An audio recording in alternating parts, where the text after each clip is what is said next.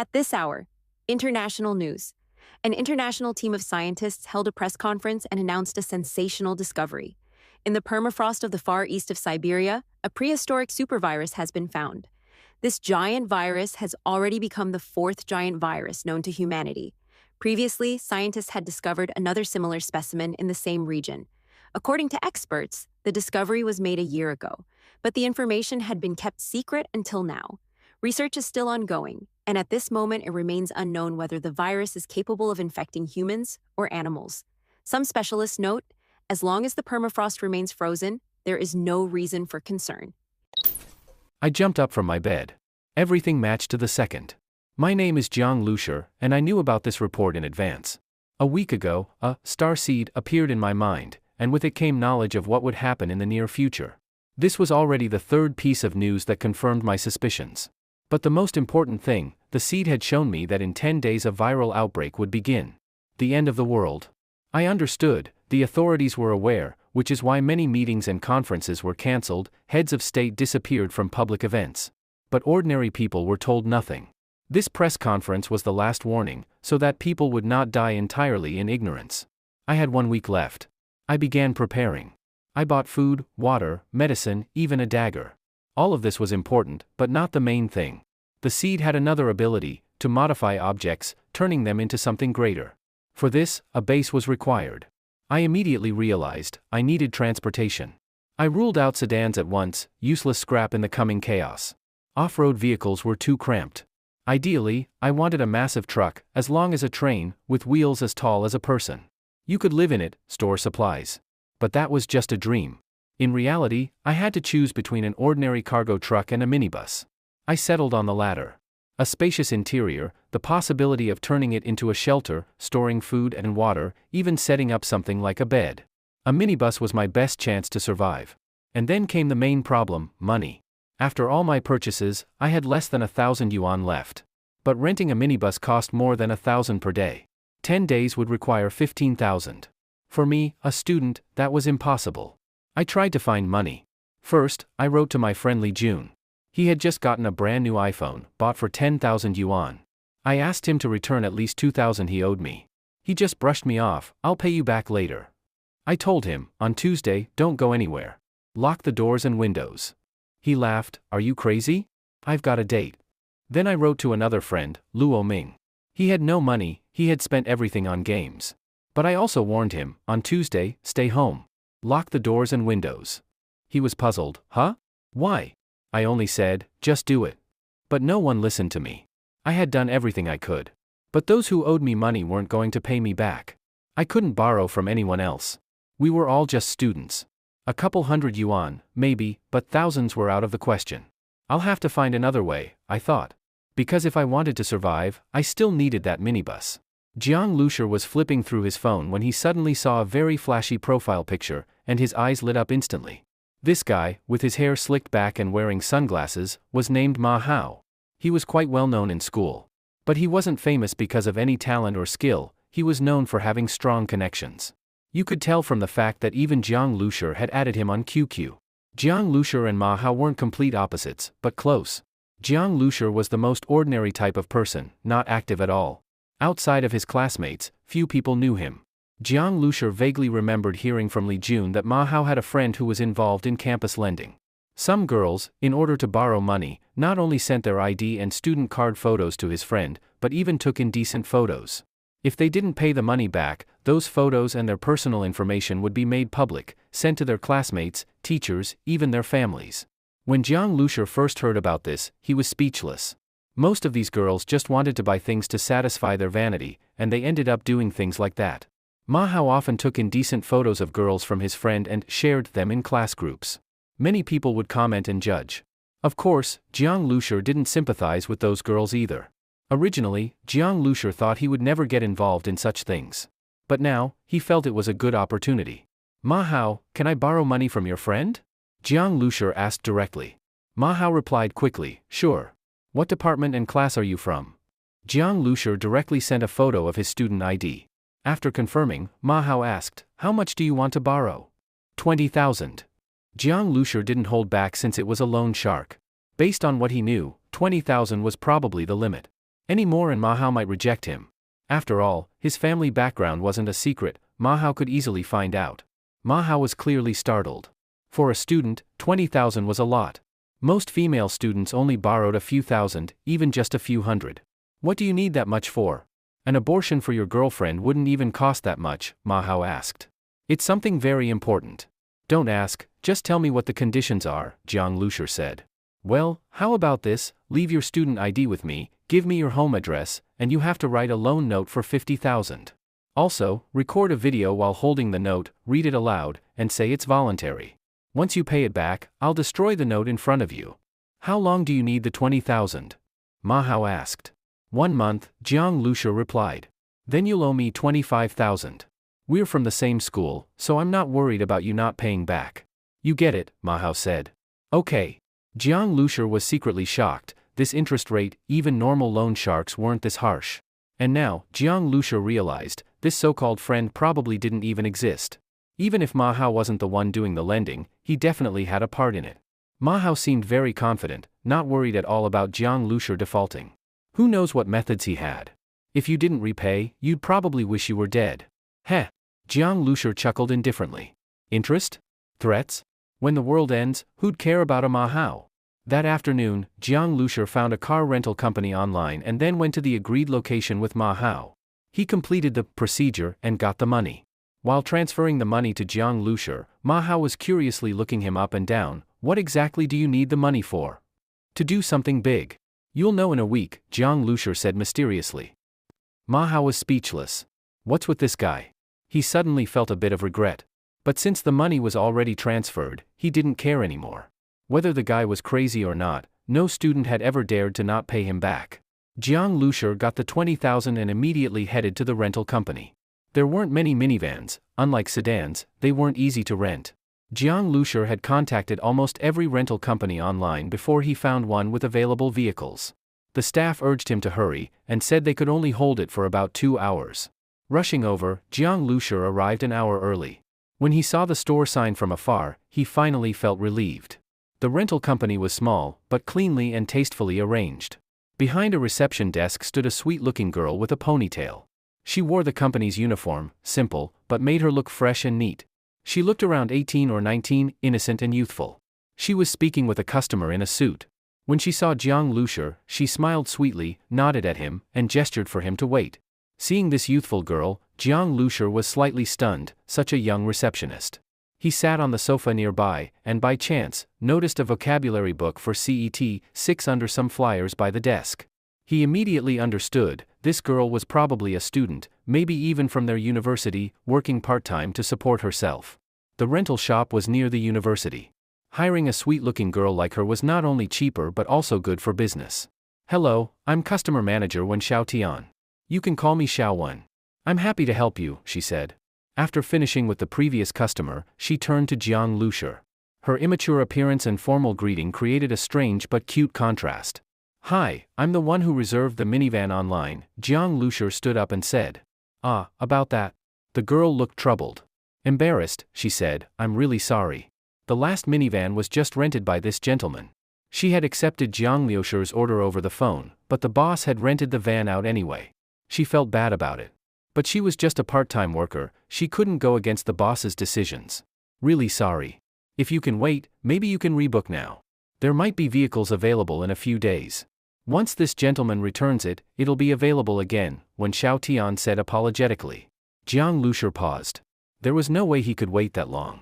This was the only company with available vehicles. He thought for a moment, then suddenly asked, has he paid yet?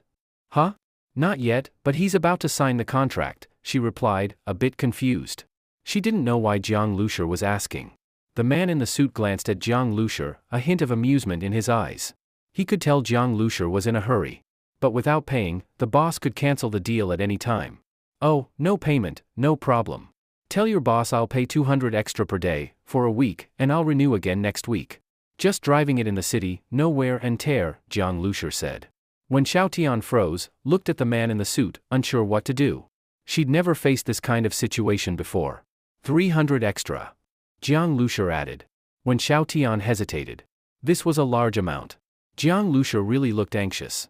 "Sir, according to regulations, I have to call to check," she said, apologizing to the man in the suit. The suited man was speechless. Just now, he had been a little smug. Now, it looked like he'd run into a rich kid. Forget it, forget it. No need to call. Let him rent it, the man said. He could already guess what would happen if she called, no need to drag it out. Really sorry again. You can use the car this weekend. Maybe I can reschedule for you in a couple of days? This customer really needs it urgently. When Xiao Tian apologized again. The man in the suit looked at Jiang Lusher. He didn't look even 20, just a student. He couldn't help but ask, "Kid, why rent a car for so long?" "To park it," Jiang Lusher replied. "Park, damn, today's youth really had money to burn." Jiang Lusher didn't care about their surprised looks. He couldn't care less what people thought. He quickly signed the contract with the rental company. Glancing at the terms, he saw that the rental contract was very strict, with all kinds of penalties. Even a scratch could cost a fortune. But Jiang Lusher only glanced briefly, then signed without hesitation. "This car wouldn't just end up with a few scratches? We need to keep your ID," the receptionist smiled. "Pa." Jiang Lusher slapped down his prepared ID on the table and took the car key. After walking out a few steps, he turned back. "Can you help find me a driver to take it back?" He didn't have a license. Sitting in the minibus, Jiang Lusher made a phone call to his younger sister, although he knew, most likely, this call would be like a stone sinking into the ocean. Before the star seed and the information appeared in his mind, his sister had already gone deep into the mountains for field research, where the signal was unstable. His sister being in the deep mountains, at a time when the apocalypse was about to erupt, was truly terrible news. However, Jiang Lusher knew from the star seed that neither he nor his sister would be infected by the virus. Her research trip should be ending in the next couple of days, and this made Jiang Lusher especially relieved. He and his sister had grown up relying on each other. If the apocalypse arrived and his sister was still missing somewhere in the mountains, Jiang Lusher would go crazy. As expected, the call didn't go through, her phone was off. Jiang Lusher sent her a text message, telling her to contact him immediately once she saw the message. He would keep his phone on 24 hours a day waiting for her call. Based on his understanding of her, if he made such a serious request, she would definitely call back as soon as she had signal. "Boss, stop the car here?" The rental company's driver drove the vehicle to the front of Jiang Lusher's apartment and looked around curiously. This place was clearly one of the old neighborhoods in Jiangbei City that was almost entirely phased out. The buildings were all from the 1990s, each home had the oldest type of rain canopy and security bars. This didn't look like a place where a rich kid would live. Maybe he was experiencing the life of the poor? But that wasn't the driver's concern. Once Jiang Lusher signed the paperwork, he handed over the keys and left. Sitting in the vehicle, Jiang Lusher let out a deep breath. He had done all kinds of preparation today, running around busily, but now that everything was ready, instead of feeling calm, he felt panicked. The previous calmness, orderliness, and suppressed fear seemed to erupt all at once. After sitting for 5 or 6 minutes, Jiang Lusher slowly calmed down. After all, it was the end of the world. His reaction was normal. According to the information from the star seed, Jiang Lusher stood up, walked to the driver's seat, then sat down and put his hands on the steering wheel. Then, Jiang Lusher closed his eyes. As if he had flipped a switch, the image that should have been seen by his eyes suddenly appeared in his mind. The steering wheel he was holding looked at left and right, and then the view rapidly rose, showing the entire vehicle from above. Then, the car body turned transparent, and all the components became clearly visible. Jiang Lusher knew this was the star seed scanning him. Though he understood it, actually experiencing this process felt very magical, like VR science fiction. When VR first came out, Jiang Lusher had been very interested but didn't buy it because it was too expensive. Now, he had an experience even more advanced than VR. After the whole minibus was scanned, the vehicle's information appeared in Jiang Lusher's mind. Model, medium passenger bus, 14 seats. Age, 10 years. Power, gasoline engine. Max speed, 110 km per hour. Engine, 5.014L water-cooled inline 4-cylinder turbocharged direct injection. Faults, engine aging, various components aging. In summary, it was a very ordinary minibus, probably retired from tourism use and bought by a rental company. A vehicle like this would have many small issues as soon as it was driven. The rental company was definitely cutting corners. But these small issues didn't matter to Jiang Lusher. He got a minibus for just over 10,000 yuan, which was a great deal. After the first modification, this vehicle would initially become suitable for post-apocalyptic use. The star seed had several modification directions. Jiang Lushur thought about it and chose the base vehicle type. The base vehicle required the most materials, but it was the most practical. Soon, the star seed listed all the materials needed to modify this vehicle into a base vehicle, standard. Seeing the list, Jiang Lushur secretly clicked his tongue. 100 caddies of steel, 100 caddies of copper, screws of various sizes, 10 kilograms of titanium alloy, 10 square feet of leather, and all sorts of strange materials. Just the first few items already looked expensive. Jiang Lushur vaguely knew that titanium alloy cost 500 to 600 yuan per kilogram. Some of the strange materials even looked expensive by name alone. This list completely exceeded Jiang Lushur's expectations for price. The amount of materials needed was more than Jiang Lushur had imagined, likely because he chose the more complex base vehicle. He didn't even know if the money he had left, plus what he could get from selling things, would be enough. Even though those roadside ads offering instant loans with ID were everywhere, Jiang Lushur had already handed over his student ID to Ma Hao and his ID card to the rental company. Without a house deed or anything else, he was truly at a loss. Forget it, I'll order whatever I can first. Jiang Lushur took out his phone. Just as he opened it, he saw he had 2 missed calls. Judging by the time, they probably came when he was on the road and didn't hear due to the noise. But the phone number was unfamiliar. Hello? Jiang Lushur called back. Jiang Lushur?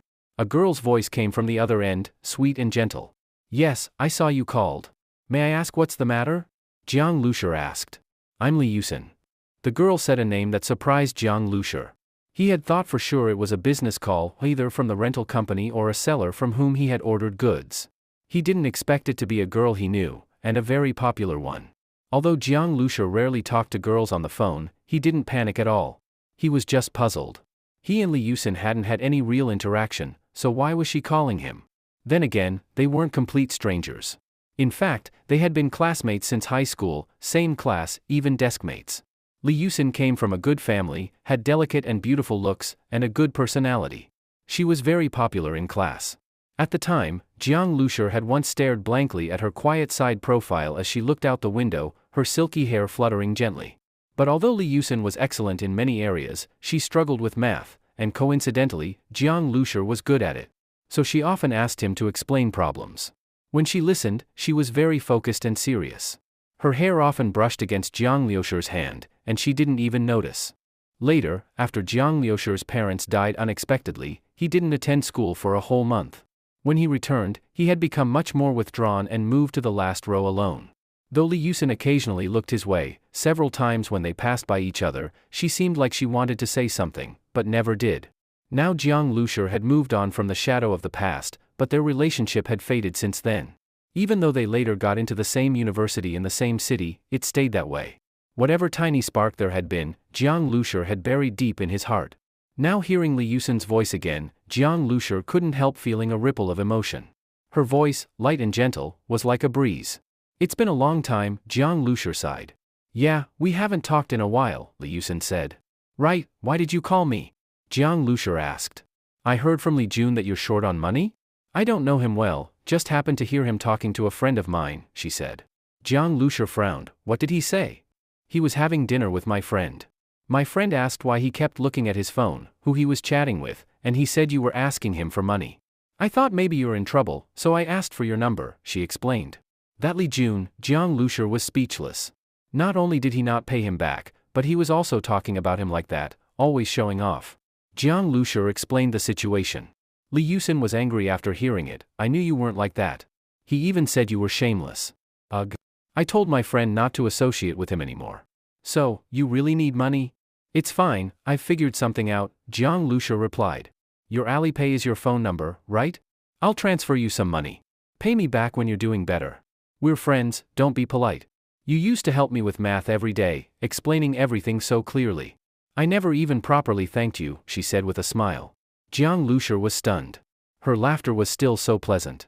Wait, you don't have to. That's settled then. Don't be polite, we're friends, right? She said playfully, her laughter like wind chimes. Of course. Jiang Lushur felt a warmth in his heart after hanging up. He hadn't expected someone like her to help him at a moment like this. And from beginning to end, she never even asked why he needed the money. Beep. A notification came in. Jiang Lushur opened it, and was shocked. Li Yusin had sent him 20,000 yuan. She even left a note, a little more so you won't be tight. If you don't use it all, just return the rest later. Seeing this message, Jiang Lushur was genuinely moved. Even though Li Yusin came from a well-off family, she lived simply. This 20,000 was probably money she saved herself, not just handed over casually. She had even tried calling several times when he didn't answer. Jiang Lushur immediately made a decision and called her back. She answered, sounding a bit nervous. "What is it?"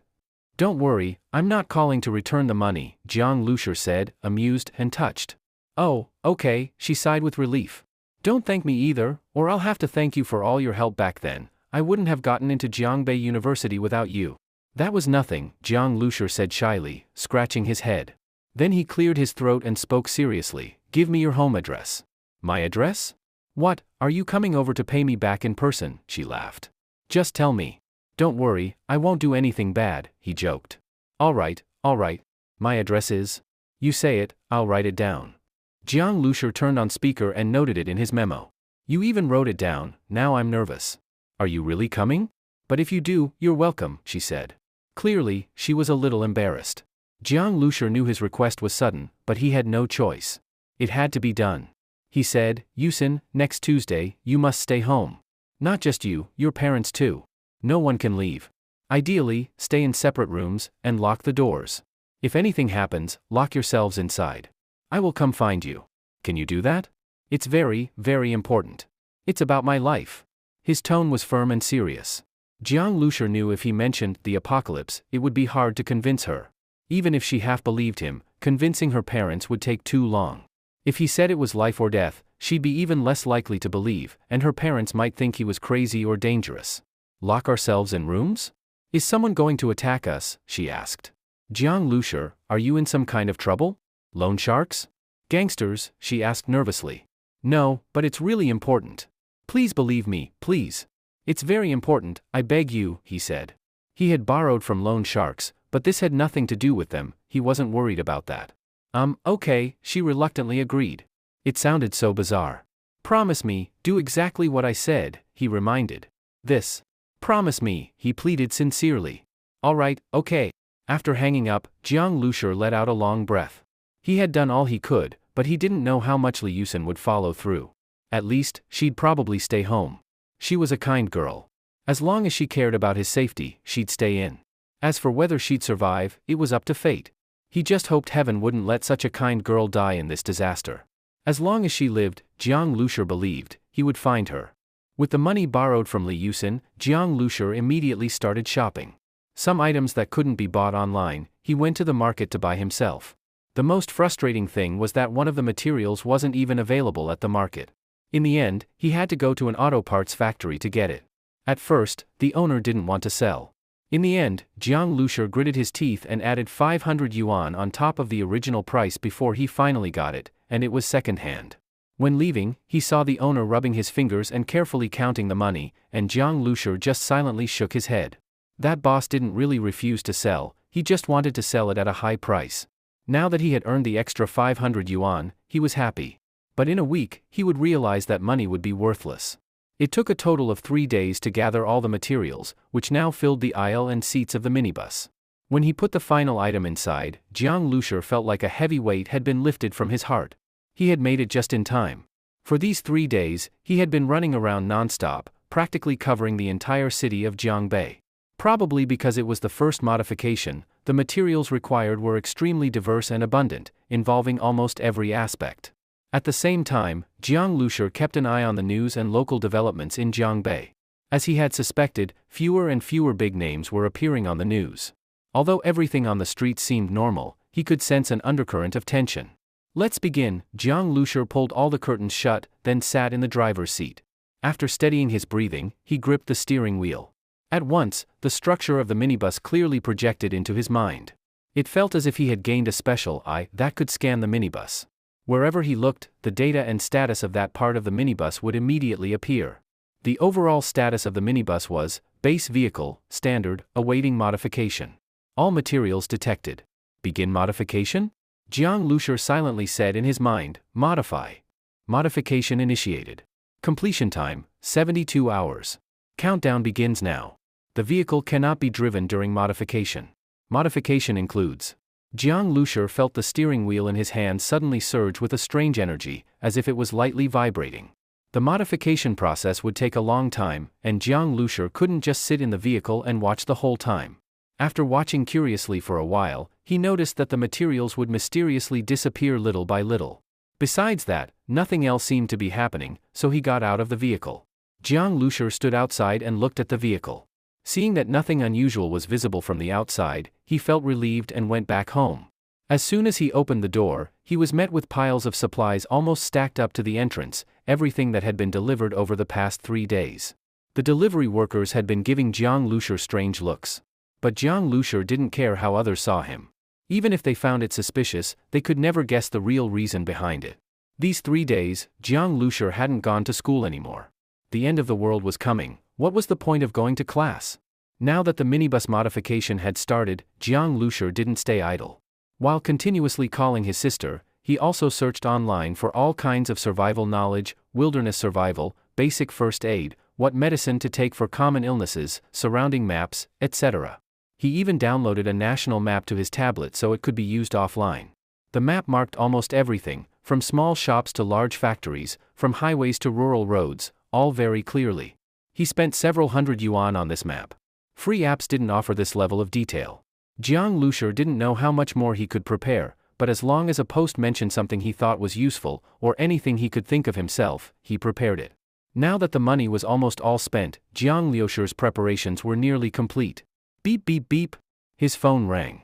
Jiang Lushur looked at the screen and suddenly smiled with joy. He had been constantly trying to call his sister, but her phone had been off. Now she was finally calling back. Hello. Hello, bro, what's so urgent? I just got off the bus. Let me tell you, this field trip was amazing. We visited a mountain village with cave burial customs. Jiang Zhuing, don't talk now. Listen to me first. Jiang Lushur cut off his sister's playful words and said loudly. Maybe sensing the seriousness in his tone, Jiang Zhuing realized something must be wrong, so she immediately stopped joking and softly said, Okay, bro, I'm listening. But then Jiang Lushur calmed himself. Panic would only spread to her. He asked, Zhuing, where are you now? At school. I just parted ways with the team and teachers. I was heading back to the dorm. My phone died, but I charged it a bit on the bus and turned it on. That's when I saw your messages. Although usually playful, once Jiang Zhuing realized the situation was serious, she quickly became obedient and focused, clearly explaining her situation with a quick, concise tone.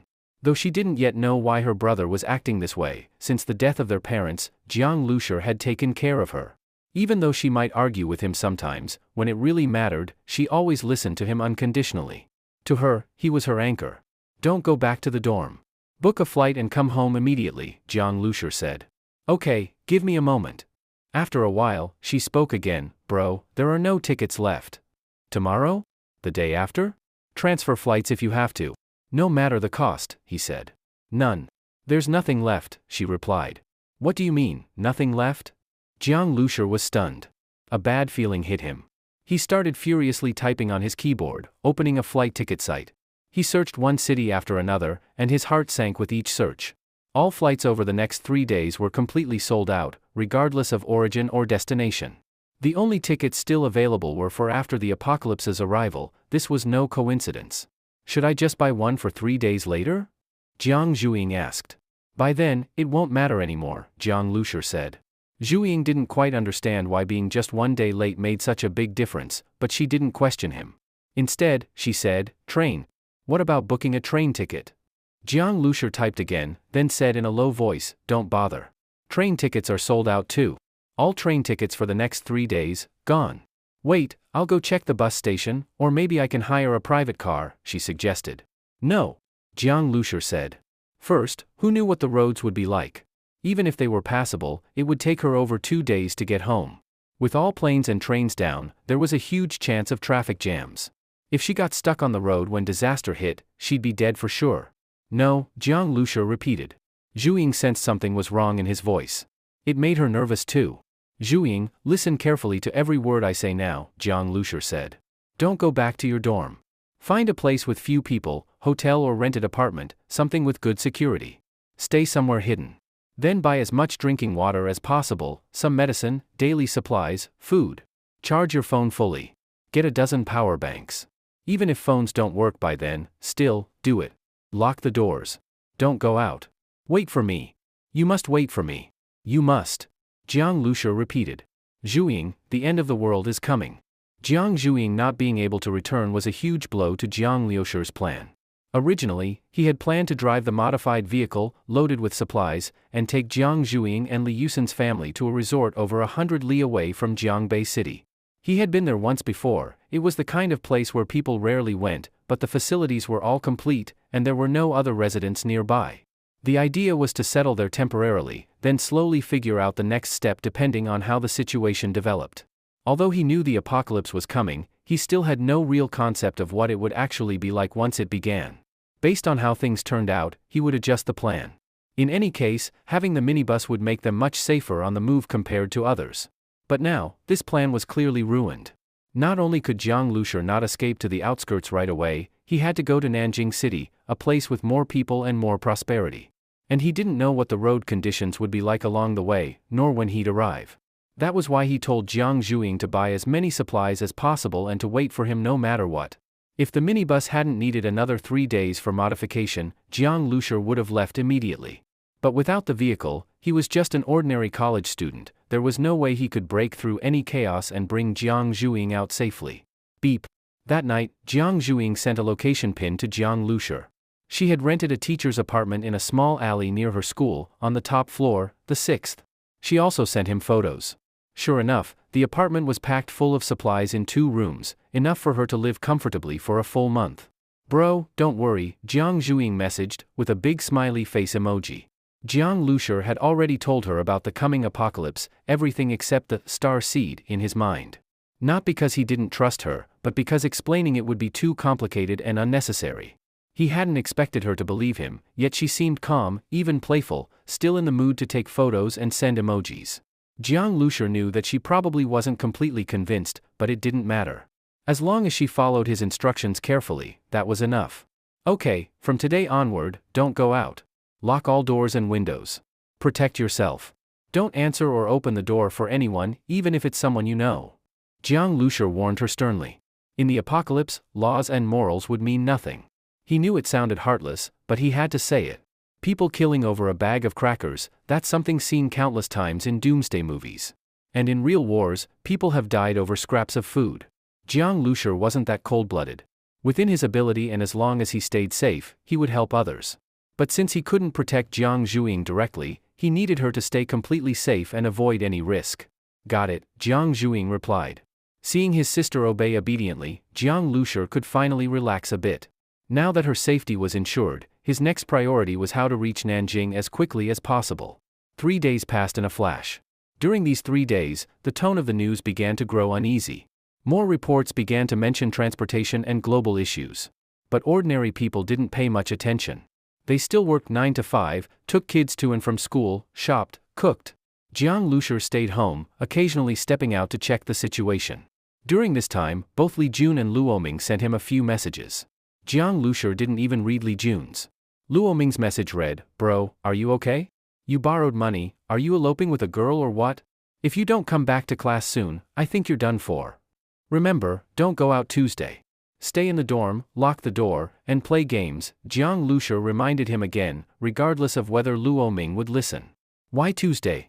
Wait, isn't tomorrow Tuesday? Jiang Lushi took a deep breath. Yes, it was tomorrow? That night, even Jiang Lushi didn't know how he fell asleep. Before bed, he had hired 2 workers to help him move all the supplies next to the minibus. Then he sent a mass message to everyone in his contacts and specifically reminded Li Yusen and Jiang Zhuiying again. Nervously, he sat on the pile of supplies next to the minibus, and unknowingly fell asleep. Beep beep beep. Jiang Lushi didn't wake from an alarm or a siren, it was a strange chime ringing in his mind. It was the star seed. He immediately raised his head and ran to the minibus door. From the outside, it still looked like the same old vehicle, no difference at all. But as soon as he grabbed the handle, information about the vehicle appeared in his mind. A faint electric current passed through his hand. Then he heard a soft click, the door opened. It was a theft-proof sensor lock, only he could open it. Inside, Jiang Liushi's eyes lit up and his mouth opened in surprise. He was stunned. The internal structure of the vehicle had completely changed, it was no longer the same at all. All the materials were gone without a trace. The once tightly packed rows of seats were now just two couch-like seats side by side, with a table, racks, and more. The interior had been divided into multiple sections by what looked like high-end sliding doors. Jiang Lushur opened each one and saw a small but complete bathroom, kitchen, and even a tiny bedroom. The bed looked very soft. After a brief tour, he snapped out of it and rushed to the driver's seat. It, too, had changed drastically, now in a separate space and looking extremely cool. There was a huge screen display, and the dashboard looked like a control center, full of buttons and levers. Jiang Lushur sat down in the now full leather, very soft driver's seat. As he grabbed the steering wheel, the entire vehicle clearly appeared in his mind. At the same time, the buttons and levers on the dashboard lit up. Base vehicle, standard version, modification complete. Modified vehicle details. Model, base vehicle, standard, disguised as minibus. Interior setup, 1 bedroom, 1 kitchen, 1 bathroom, 1 small living room. Weaponry, compressed air cannon, basic level, airflow speed 810 meters per second, capacity 500 L. Exterior armor strength, F grade, resistant to standard bullets and collisions. Power, gasoline engine. Max speed, 300 kilometers per hour. All malfunctions repaired. Jiang Lushur was thrilled. The result of the modification far exceeded his expectations. Though this was only the standard version with limited features, to truly go anywhere without obstruction, upgrades would be needed. But upgrading required even more materials. Jiang Lushur had neither the time nor the money, nor did he know the exact material list, so there was no way to prepare in advance. Still, this vehicle alone greatly increased his survival chances. He quickly familiarized himself with the controls, then called the 2 workers from the night before to help again. They had already discussed the plan the night before, so as soon as they arrived, they began moving all the supplies onto the vehicle. When they saw the internal space, both were extremely surprised, and their looks toward Jiang Lushur completely changed. They had seen his tiny rented room packed with food and daily goods and thought he was opening a little store or maybe just a street vendor. They never imagined the guy was actually driving an RV. But modifying such an old minibus into an RV? What a waste of money. Must be some rich guy with too much time. As for Jiang Lushur, he had no time to care about their reactions. He just kept checking the time and watching his surroundings. Once all the supplies were loaded, he immediately climbed aboard, closed all doors and windows tightly, and nervously sat in the driver's seat. Jiang Lushur didn't know the exact time the disaster would arrive, or what the virus outbreak would look like. But he knew that the moment the virus was discovered in the permafrost, it had already awakened. This virus wasn't just highly contagious, it had already silently spread across the entire world, and its danger level surpassed all known viruses combined. After a period of dormancy, it would erupt explosively, like a chain of bombs going off. Beep beep beep. A sudden ringtone startled the already tense Jiang Lushur. He quickly realized it wasn't anything else, it was his phone ringing. He hurried to answer the call. He glanced at the caller ID, it was Li Yusin. Hello? I'm heading over now. Make sure you stay at home, don't go anywhere. He was worried she hadn't fully followed his instructions, and that this call was her telling him she couldn't wait for him. That would be bad. Jiang Lushur, I'm sorry. I'm about to leave, Li Yusin's voice came through. The moment she said this, Jiang Lushur's heart sank. Leave? Where to? Li Yusin, listen to me, you must stay at home and lock your room. This concerns, Jiang Lushur quickly said. Jiang Lushur, listen to me carefully, Li Yusin interrupted him, ignoring what he was saying.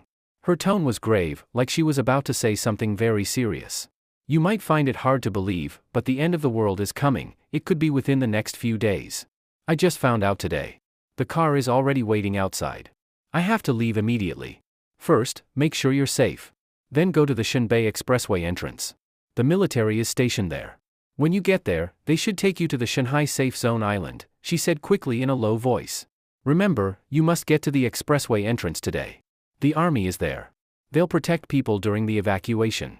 Just then, someone on the other end shouted to hurry up, and Li Yusin rushed to say, Jiang Lushur, remember, I'm not joking. Then she hung up. All that remained in the receiver was a fast busy tone, followed by silence. Jiang Lushur held his phone, his arm still raised. As expected, the evacuation had started. The Shanghai Safe Zone, he didn't know what kind of place that was. He felt a bit grateful for what Li Yusin had done. She probably remembered he was supposed to visit her today, so she made sure to call. Just like always, she was so kind. But even if Li Yusin was taken away, she wouldn't truly be safe. Jiang Lushur knew, the virus had already spread. Human scientists probably only discovered it after it had already begun spreading. The incubation period of the supervirus wasn't long. In that short time, scientists had barely managed to produce any research, deduce the existence of the apocalypse, and had already used up too much time. By the time high-level authorities realized doomsday was coming, they had almost no time left to prepare. Under such circumstances, it was impossible to save all of humanity. The only thing they could do was preserve the human elite. All over the world, safe islands were being built to ensure human reproduction.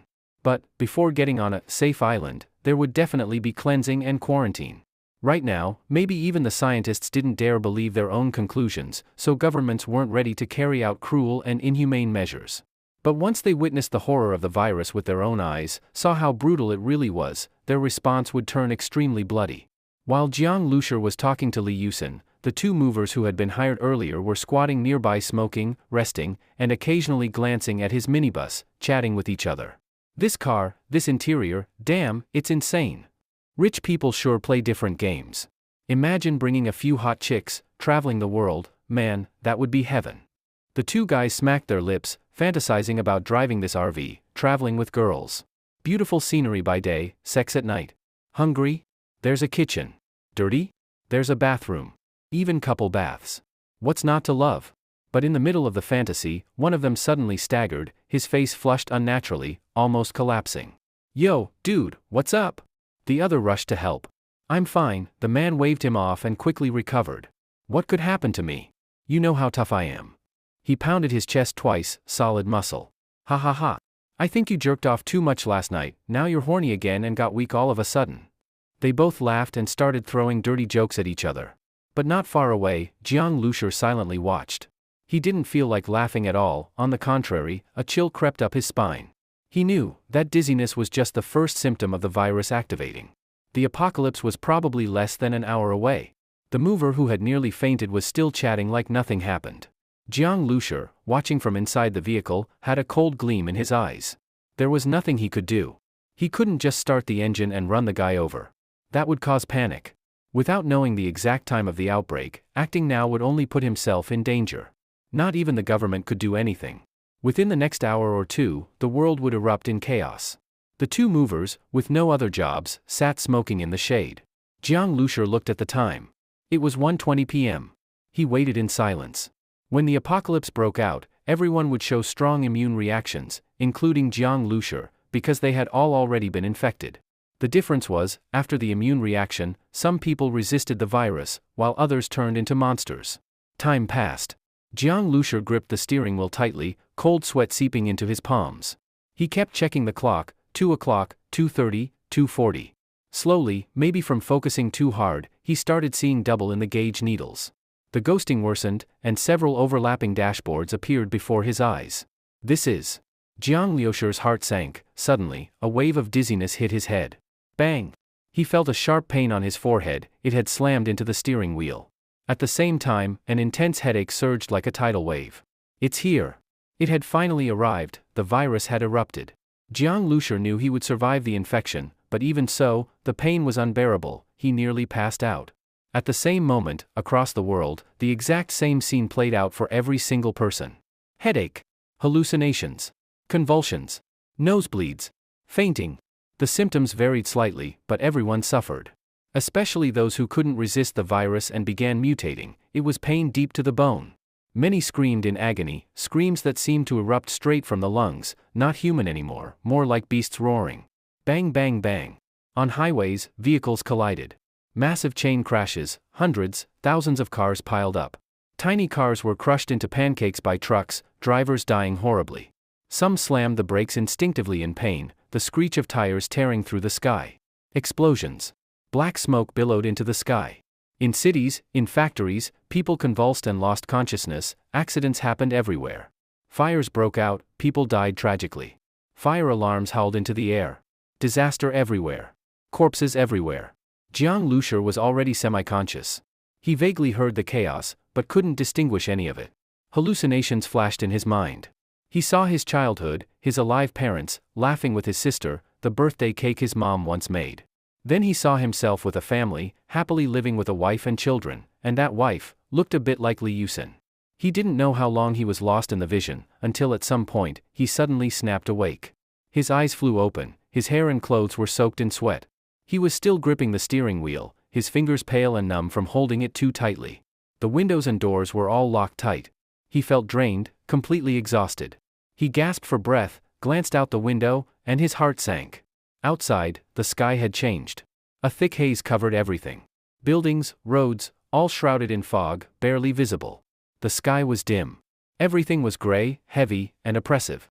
From the distance came faint, messy sirens, piercing Jiang Liusher's ears, making him restless. He looked at the time, 3:50 p.m. The date was still the same. He'd only passed out for just over an hour, but it felt like years. At that moment, Jiang Liusher knew, this damn, God-forsaken apocalypse, had truly begun. Starting today, he would drive this vehicle, running for survival. Taking a deep breath, Jiang Liusher started the engine. Go! The star seed was already bound to the base vehicle. As long as Jiang Liusher focused his thoughts, all the information about the base vehicle would immediately appear in his mind. When he looked at the dashboard, instructions for the buttons and levers beside it would instantly pop up. Start, accelerate, weapon use, collision. Jiang Liusher's driving skills were very basic, mostly theoretical knowledge he had picked up himself. He had only test-driven a vehicle once out of curiosity. He had planned to get a driver's license, but the driving school was too expensive, so he never went. He could manage a regular car, but driving a minibus was completely different. Fortunately, aside from providing operation instructions for the base vehicle, the star seed would also constantly give him prompts and warnings while he drove. Relying on the star seed, even though Jiang Liusher's head was still a bit dizzy, he slowly drove the vehicle out of the lot. Everything around was shrouded in gray fog. The road ahead and the surroundings on both sides were barely visible. Jiang Liusher squinted to look ahead while enduring his lingering headache and recovering. Just as he was about to drive the base vehicle onto the road, a black shadow suddenly leaped from the side, slamming hard into the driver's side door with a loud thump. Startled, Jiang Liusher turned his head and saw a face pressed tightly against the window, hands frantically clawing at the window and door, desperately trying to get inside. Half of the face was covered in blood, and the mouth and teeth were also stained red. What made Jiang Liusher's heart jolt was that the face looked familiar. It was the same mover who had fainted earlier. Watching a living person transform into such a monster, even though he had mentally prepared himself, Jiang Liusher still felt a chill shoot up from the soles of his feet to the top of his head. His scalp tingled. Moreover, the mutated mover was very different from the slow-moving zombies in movies. He had lunged out very suddenly, moved quickly, and his scratching made a screeching noise. The thump-thump of his banging was loud, and his strength was clearly not small. His bloodshot eyes were wide open, fixed on Jiang Liusher inside the vehicle, and he growled continuously from his throat. Maybe the noise attracted more attention. Several more figures appeared from the gray fog behind the mover. Snapping out of his fear, Jiang Liusher immediately hit the gas. The inertia flung the mover off the door, and the base vehicle sped onto the main road. The moment he saw the road ahead, Jiang Liusher felt a wave of cold sweep over him. Screams, wails, people running in panic, and zombies chasing them were everywhere. Just as he got the vehicle fully onto the road, someone ran toward him in terror. Seeing the minibus and Jiang Liusher inside, he reached out and cried, "Help!" But before he could get close, a figure in a suit suddenly pounced on him from behind a nearby car, knocking him to the ground. The man let out a blood-curdling scream as blood sprayed everywhere. The man in the suit who bit him raised his head, neck arched, face twisted in a monstrous grimace, eyes completely bloodshot. Immediately, over a dozen zombies swarmed over and completely surrounded the man. All that could be seen was his hand still raised in the air, struggling for help, but in just 1 second, his scream vanished. Blood pooled around where he had been. Scenes like this were happening everywhere. It was the first time Jiang Liusher had seen someone torn apart alive right in front of him. And just then, the zombie who had pounced earlier spotted Jiang Liusher in the vehicle and lunged toward the minibus. Seeing this, Jiang Liusher stomped on the gas, sending the zombie flying. He kept driving forward. Many vehicles had crashed along the road, causing congestion, but Jiang Liusher's minibus had a sturdy exterior. Whenever he encountered slanted or blocked cars, he rammed through them, forcibly opening a path. Many zombies were drawn toward his minibus, throwing themselves at it one after another, but Jiang Liusher shook them off by accelerating and swerving. The strength of these zombies was indeed great, even the ones who were originally just children, women, or the elderly. When there were too many of them, Jiang Liusher even felt the minibus rock, making his heart skip a beat. A few zombies lunged head-on and were knocked down. The minibus jolted as it ran over them. Jiang Lushur didn't look back. In this situation, running over a few zombies was nothing. As an ordinary person, though, he didn't want to face such bloody, gruesome scenes. Shenbei Expressway entrance. Seeing the horrors on the road, Jiang Lushur wasn't sure what the situation was like at the expressway entrance that Li Yusin had mentioned, but he decided to check it out. Of course, Jiang Lushur didn't plan to go to the Shanghai Safe Zone Island, but he needed to use the Shenbei Expressway to get to Jiang Zhuying's location in Jinling City. Since the disaster had already started, if he used the highway, he could reach Jinling within a day and find Jiang Zhuiying. He knew she hadn't mutated, but the experience of being infected was painful enough. After seeing how dangerous the zombies were, he was even more worried. Even though he had told her to make full preparations, and knowing her personality she would surely be cautious once she realized the world had become hell, Jiang Lushur still felt anxious. After all, she was his only family. The closer he got to the Shenbei Expressway entrance, the more people there were. Some were driving too, but since everyone was trying to get ahead, it caused a traffic jam. Jiang Lushur honked a few times, but more cars kept cutting in from behind, squeezing into any gap ahead. Soon, his way was completely blocked.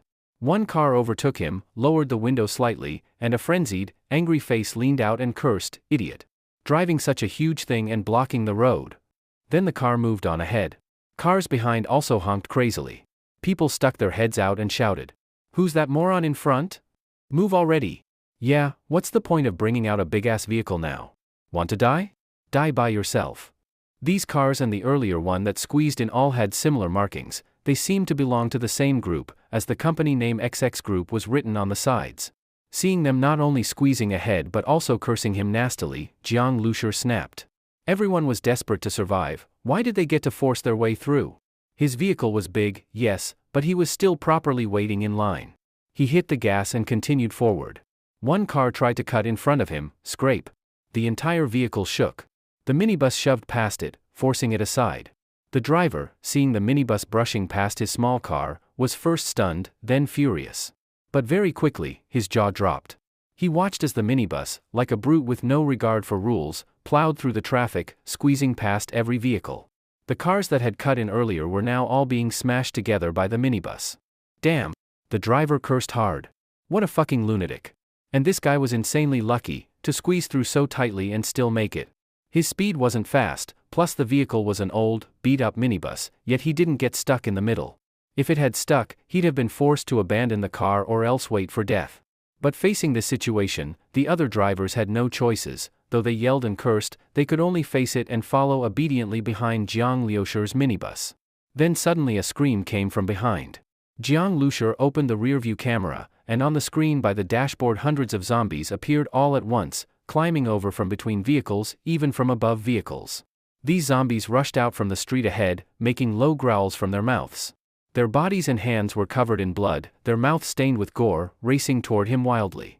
They were already fast, and when they met vehicles, they did not dodge, using all limbs to climb over cars. Some people close to them, having just glanced back, were instantly knocked down by zombies. In a flash came a piercing scream. Some only ran a few steps, then were thrown face down from behind. Jiang Lushur saw two people running forward to escape. One, hearing the screams behind getting closer, suddenly with a fierce look pushed the other down to the ground. Ah! The pushed one screamed immediately, but before he could stand, the zombies behind were already upon him. Jiang Lushur felt his scalp tingle. It was a massacre of the living by zombies. These zombies, whether speed, strength, or agility, they were far stronger than normal people. Hurry, hurry! The cars that had cut in before were now honking furiously, seeing the zombies approaching. Their fear was exploding from inside.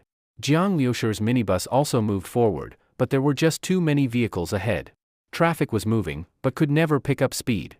The cars ahead were also freaking out. For a moment, screams and horn honks filled the air.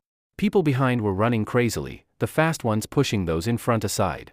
At this moment everyone wanted to escape, everyone was crazed. Then Jiang Lushur's gaze suddenly caught sight of that little sedan that had tried to force its way past his front earlier. Two girls were running alongside his car, desperately pounding on his rear door. "Please, open the door, let us in. Save us. I beg you." The two girls looked terrified. They had probably tried begging other cars, but none stopped. With zombies rapidly closing behind, only this minibus was nearest. They begged bitterly. With their normal girl strength, there was no way they could outrun zombies. If they couldn't get inside the car, in 2 or 3 minutes they'd be torn apart alive. Jiang Lushur looked at this scene, and the zombies' distance from the car. If the car slowed and opened the door, letting the girls in, it would be no problem. But this car not only did not stop, it accelerated. The 2 girls could only run with all their might. "Driver, please open the door. You don't need to slow down." The door was locked. They could not open it. At that moment the driver turned angrily, face twisted, and cursed, "Fuck. Let go of me now." One of the girls suddenly ran more quickly, somehow reaching outside his driver's window, beating on the glass. "I beg you. Open the door. Fuck. Get lost. If you don't get lost I'll run you over." The driver jerked the steering wheel. The girl outside flew backwards onto the ground. The girl gave a scream and fell heavily. The other girl staggered. "Are you okay?" The other rushed to help her up. The 2 looked at the car driving away. Their faces were pale, full of despair. Inside the minibus, Jiang Lushur saw the scene and frowned. But just then he suddenly said, "Huh. That girl who was knocked down looked a bit familiar." After a moment's hesitation, Jiang Lushur sharply turned the steering wheel and made a U-turn. Fuck. Cars behind were trying desperately to push forward, not to mention turning around. Most couldn't even stop. Those who did stop were bitten by zombies, dragged out from shattered windows, half alive, torn apart. In these conditions, where everyone is fighting for their lives, who thinks of doing something heroic? Jiang Lushur knew this. In apocalypse conditions, your own life is most important. Saving others is only considered once you are safe yourself. But now, for Jiang Lushur, he had this bulletproof base vehicle. To rescue those 2 girls wasn't hard. So long as he stayed inside, he was safe. Even if surrounded by zombies, he was not afraid. Besides, those girls were people he knew, even if not well. With the star seeds prompts and data corrections, Jiang Lushur actually turned the car deftly in the traffic and headed toward the 2 girls. In the long line of vehicles stretching hundreds of meters, only this minibus was moving upstream. The 2 girls by then had accepted fate. The nearest zombies were less than 100 meters away. Even if they kept running, in a blink they would be caught. They looked at the traffic ahead, couldn't help crying. They held hands tightly, both despairing and fearful, waiting for death. But just then they saw a minibus coming straight toward them. In the sea of tail lights, this reverse-moving minibus stood out. Would it kill them? Better to be run over than eaten alive. The 2 girls slowly closed their eyes. A sharp scraping sound, and a gust of wind hit them, made them open their eyes again. They saw the minibus, when it got right in front of them, suddenly turned. The door stopped right in front of them, and it was opening. At the driver's seat, a young man who looked like a student was waving at them, anxiously. "Quick! Get in!" Dozens of zombies had already noticed them and were furiously lunging. The girl who'd fallen awakened as if from a dream. She grabbed her companion's hand. "Quick, get in!" She climbed in right after her companion. Behind them the zombies were already upon them. Thud! The zombies smashed heavily against the car door. The 2 girls fell back onto the doorstep, looking back at the car door full of grotesque faces pressed against the glass, snarling and gnashing. Their fingers scratched and pounded the glass. The 2 girls were shaken, hearts pounding, as if could leap from their throats. Saved. The 2 girls felt like they were dreaming, as if they had just walked the edge of life and death. Who would have thought that just when they believed they were about to die, a car would suddenly rush in and save them? The girl who had fallen was gasping for air. Holding onto the handrail, she panted, thank you so much. I'm really grateful." "You're welcome," Jiang Lushur replied. "Without you, we would have definitely died," the girl said as her breathing finally steadied. She turned to look at their savior. In the rush to get on the vehicle, she hadn't seen the driver clearly. But now, seeing him, she was stunned. "You? Meeting again, what a coincidence." Jiang Lushur looked at them with a slight smile and said casually. That girl was none other than the receptionist from the car rental company earlier, Wen Xiaotian. "Xiaotian, you know him?" the other girl asked, looking surprised. Wen Xiaotian stared at Jiang Lushur. A face suddenly flashed in her mind, and she remembered. "Ah. You're the customer who rented the minibus. Mr. Jiang." Jiang Lushur had left a deep impression on her because of how bold he was, renting a car without a license, and saying he just wanted to park it. So she recognized him immediately. What surprised her more was that Jiang Lushur actually remembered her name, and that he turned back and risked everything to save her and her friend. "You actually remembered me." "I have a pretty good memory," Jiang Lushur said. While not photographic, he tended to remember people after a short interaction or even just a glance. "Thank you." When Xiaotian was truly moved. Even if it was just because of his memory, the fact that he came back to save them filled her heart with gratitude. "But I thought you didn't know how to drive." When Xiao Tian finally stood up from the steps, pulling her friend with her as they entered the vehicle. Upon seeing the interior, both girls were stunned. The other girl even exclaimed, "Oh my god! What kind of luxury RV is this?" she said in shock. The vehicle was incredibly well designed, like a 5-star hotel inside. "It's not any brand. It's the minibus Miss Wen rented to me," Jiang Lushi replied without looking back. The girl turned to Wen Xiaotian, who also looked utterly shocked, clearly unaware of what was going on. "Does your company have such luxurious vehicles?" she asked. She remembered that Wen Xiaotian worked part-time at a very small car rental agency. How could they have this kind of vehicle? Wen Xiaotian was dumbfounded too. "No, Mr. Jiang rented a car from us, but it was just an ordinary minibus." But at that moment, she stopped speaking. Her mouth opened wider and wider in disbelief. She suddenly recalled that when the vehicle had rushed toward them earlier, it had indeed looked like an ordinary minibus. And now that she thought about it, it did resemble the one rented to Jiang Lushi. But that minibus and this luxury RV, besides the exterior, had nothing in common. Just as when Xiaotian was feeling stunned, a dull thud sounded, and the entire vehicle shook. The two girls turned to the door again, immediately chilled by what they saw outside. Zombies were packed against the door, with more swarming over. Even without seeing out the windows, they knew what kind of situation it was. There were too many zombies. Their blood-stained hands and terrifying faces completely blocked the view through the door. With all their pounding and pushing, the door rattled and creaked ominously. "These monsters, they're about to break in," the girl said, her lips trembling. When Xiaotian's face turned pale, she quickly ran to the driver's seat and asked, "Mr. Jiang, please, start the car quickly." Seeing the dashboard, with all the high-tech buttons and levers, Wen Xiaotian was again surprised, but now wasn't the time to be distracted. She noticed Jiang Lushi was operating the vehicle with a serious expression, continuously stepping on the gas. But the minibus was moving very slowly, its path was blocked by zombies. In just a few seconds, the vehicle had been surrounded completely. "There are too many zombies," Jiang Lushi said. When Xiaotian's heart sank. She said sadly, "Mr. Jiang, if not for saving us." "Enough. Just grab onto something," Jiang Lushi said. He had already anticipated this outcome when he decided to turn back. When Xiaotian nodded.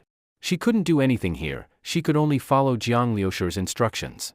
"Xiao Lily, hold on to the handrail," she quickly ran back and repeated the warning. "This glass won't last much longer." Xiao Lily looked utterly hopeless. When Xiaotian had to force her to grab the rail, the vehicle kept shaking and echoing with terrifying thuds. When Xiaotian held onto the handrail tightly, watching the zombies with terrified eyes. The entire vehicle was surrounded by banging and growling, it felt like the vehicle could fall apart at any moment. Meanwhile, Jiang Lushi was using the starseed's calculations to analyze several escape methods. The minibus, aside from its defenses, had multiple functions. Relying on those, Jiang Lushi had dared to come back at all. "All right, let's try this function," he made his decision. "Hold tight, we're breaking out," Jiang Lushi called out without turning his head. When Xiaotian and Xiao Lily didn't dare to speak. As the zombies crashed against the windows like a wave of black ants, their hearts filled with despair. The entire vehicle was now covered in zombies. From the outside, one might only faintly make out the minibus's outline through the sea of corpses. And it wasn't just the numbers, their strength too. The pressure from so many zombies made the vehicle feel like it was sealed inside thick concrete walls. Could they really break out? When Xiaotian was freezing all over. She and Xiao Lily clung to the handrail with all their strength. In that moment between life and death, with overwhelming fear, time seemed to slow. The hideous zombie faces pressing against the windows were reflected in her pupils, clearer than ever. Are we going to die here? Is he going to be killed by zombies just because he came to save us? When Xiaotian was filled with guilt. Meanwhile, Jiang Lushi stayed completely focused, his mind sharp, hearing only the starseed's voice. Power charging, 30%. Tires entering second form, friction increased. Power charging, 50%. Gear shift complete. Power charging, 70%. Fuel supply stable. In this modified base vehicle's beginner form, the max burst output during a charge could reach 1500 horsepower, with a peak torque of 4000 Nm, and featured a 4x4 all-wheel drive system. Of course, this mode couldn't be maintained long, fuel consumption would be insane. Usually, trucks over 500 horsepower were considered top class, at 700 horsepower, they were beasts. With that kind of power, breaking through the zombie horde would feel like an ordinary car smashing through traffic cones. While the base vehicle was gathering power, in the traffic ahead, the driver whose car had been rammed aside by Jiang Lushur witnessed the minibus surrounded by zombies, unable to move. That driver instantly felt gloating satisfaction. "Serves you right?" He cursed while also feeling lucky he wasn't as reckless as that young man. He still held a grudge over his car getting hit earlier. Now seeing Jiang Lushur seemingly about to be devoured by zombies brought him a sense of vindictive pleasure. Amid the chaos and fear, the man's mind had become completely twisted. He just wanted to reach the highway entrance and enter the military's protection. It was all so close now, anyone in his way deserved to die. But then suddenly, a loud explosion startled him. Along with it came the roar of an engine and the piercing screech of tires making a hard turn. The driver turned around in shock, and was completely stunned. He saw with his own eyes that the minibus, surrounded and nearly submerged by dozens of zombies, suddenly charged out of the horde like a crazed prehistoric beast. The powerful impact sent zombies flying. The minibus roared like a wild animal, crushing the fallen zombies as blood sprayed everywhere. In just a few seconds, it accelerated to a terrifying speed and charged straight toward the driver's sedan. "Ah!" The driver screamed in terror and swerved violently to the side of the road. If he hadn't, the minibus would have crushed his car. Even so, the impact scraped the sedan. The tires screeched as it spun 180 degrees and slammed into the guardrail. The driver was completely dazed, his head throbbing. The airbag deployed, covering his face. Inside the minibus, the force of the sudden acceleration and impact was felt too. Even though the two girls were holding onto the handrails tightly, they were still thrown off by the intense force, screaming as they fell hard onto the floor. Luckily, the interior was carpeted with thick, soft material, preventing injuries. The minibus bucked wildly like a raging bull. When Xiao Tian and Xiao Lili rolled uncontrollably across the carpet, unable to get up. In the chaotic blur, they saw zombies being flung off the vehicle, their blood splattering onto the doors, a terrifying sight. The minibus tore through the zombie horde like a steel beast, ripping a bloody path open with brute force and charging through. Zombies hit and crushed beneath the wheels left trails of blood and flesh on the ground. Smack! Smack! Smack!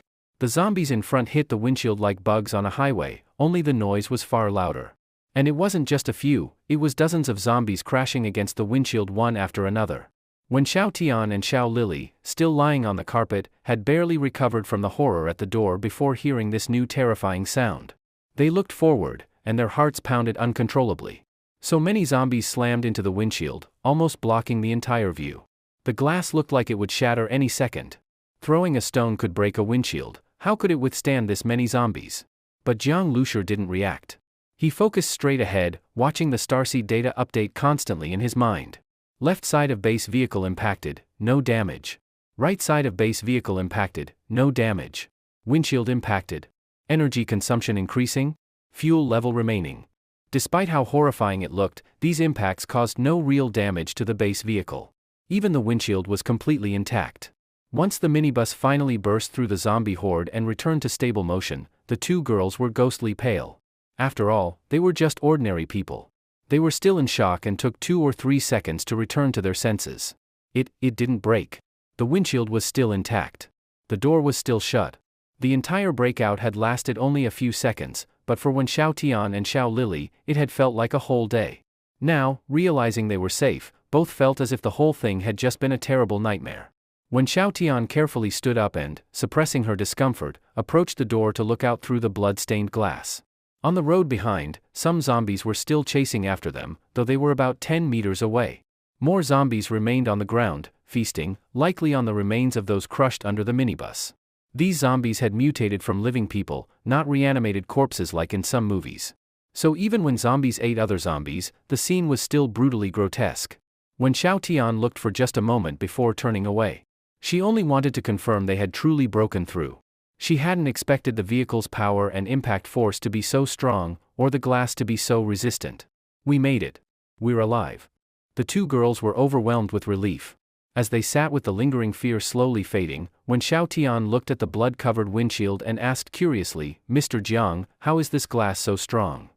Jiang Lushur hadn't intended to explain the vehicle's secrets, but since she asked, he made up a simple excuse. "It's nothing. I just replaced all the glass with bulletproof ones." Of course, just bulletproof glass wouldn't have been enough to break through the horde. Jiang Lushur had also activated ramming and acceleration features. If that hadn't worked, he had planned to use weapons, but fortunately, it hadn't come to that. Bulletproof? Xiao Lili looked at the door in shock. That was something you only saw in movies. Bulletproof cars weren't common in daily life. She knew that some high-end brands offered bulletproof models, but they were custom-made and ridiculously expensive, easily 10 times the cost of a luxury car. And even if someone were to install bulletproof glass, why on an old, beat-up minibus? She looked to Wen Xiaotian for answers. Wen Xiaotian shook her head and gestured silently that she didn't know Jiang Lushur well either. Even if Xiao Lili wanted her to explain, she couldn't. It should be fine for now. Find a seat and buckle up, Jiang Lushur said. Okay, thank you again, the two girls replied gratefully. No problem, Jiang Lushur said calmly. For him, it wasn't a big deal. The risk was within control, just a small effort. Xiao Lili didn't want to see zombies anymore. She ran to the sofa in the living room and sat down. The sofa was very soft. Xiao Lili touched it and felt that the surface material seemed to be cashmere, very expensive. Opposite the sofa was a small screen, probably for watching movies. Next to it stood a cabinet fixed to the floor.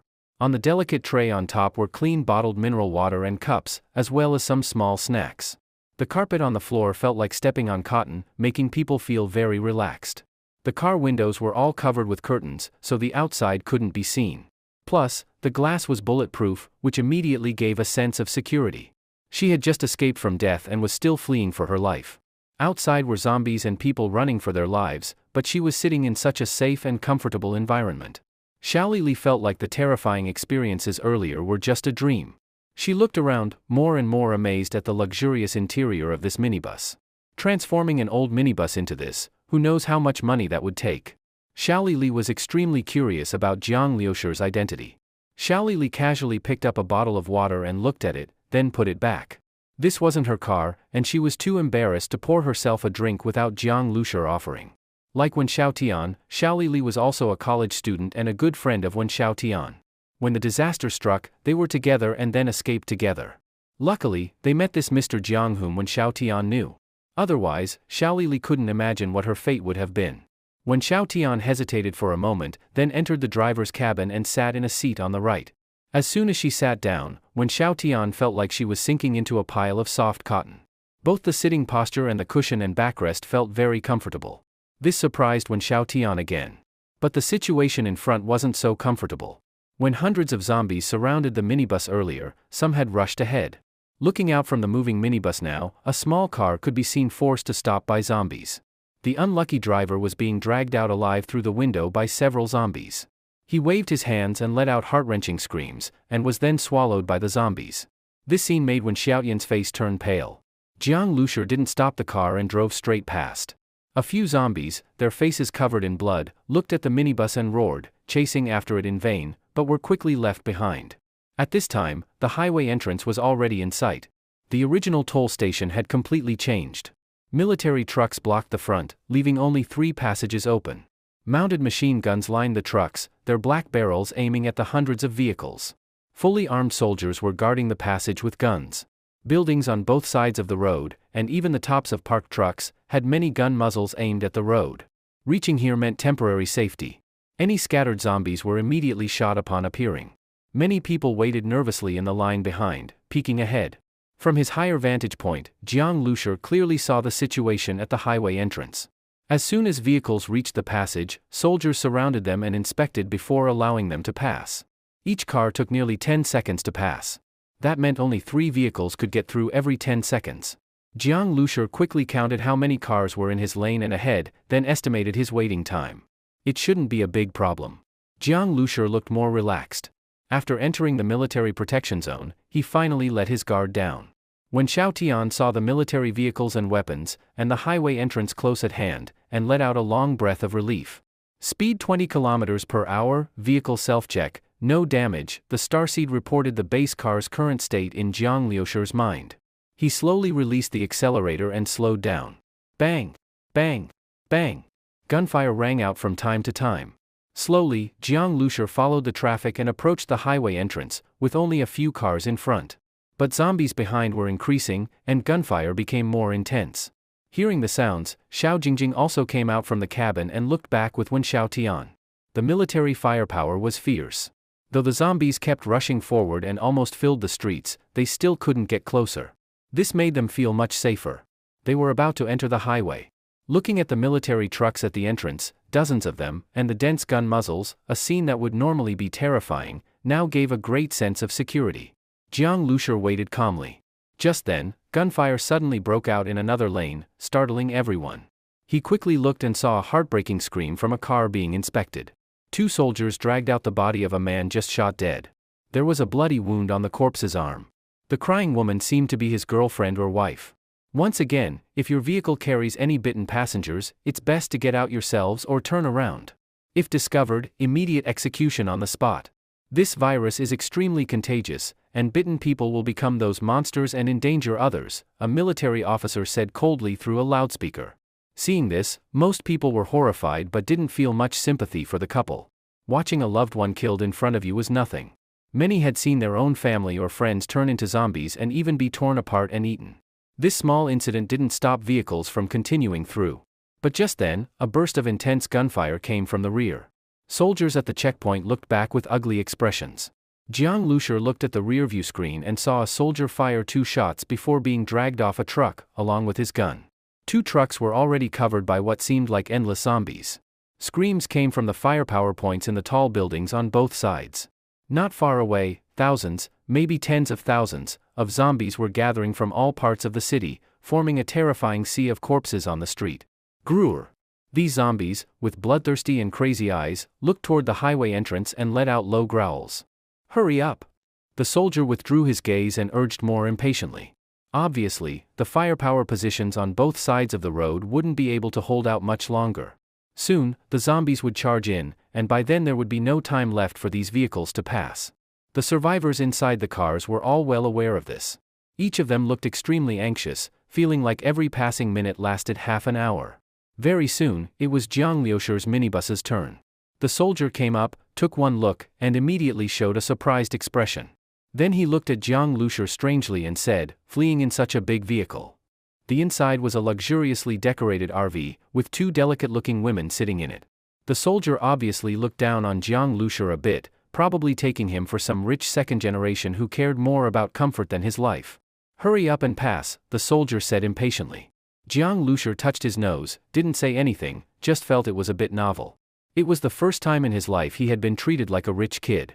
When passing the toll booth window, Jiang Lushur saw that the original glass was already shattered, stained with blood, with torn fabric strips hanging on it, but the body was gone. All along the way, he had seen such tragic scenes. The virus had erupted crazily around the world, turning the once normal world into a living hell in the blink of an eye. On the highway, there were soldiers with guns everywhere, standing guard on both sides.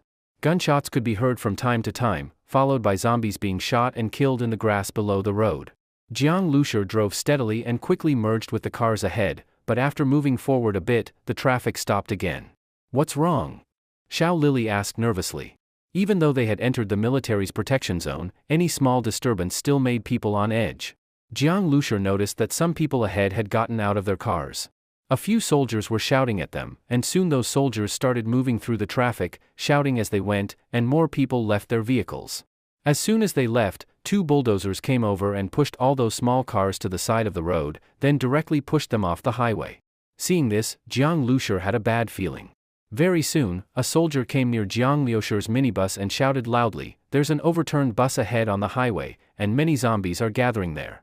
Our people are clearing the way, but the zombies behind are also quickly catching up. If there are too many vehicles, the highway will get blocked, and our people won't be able to keep up. So everyone must abandon their vehicles. Go forward.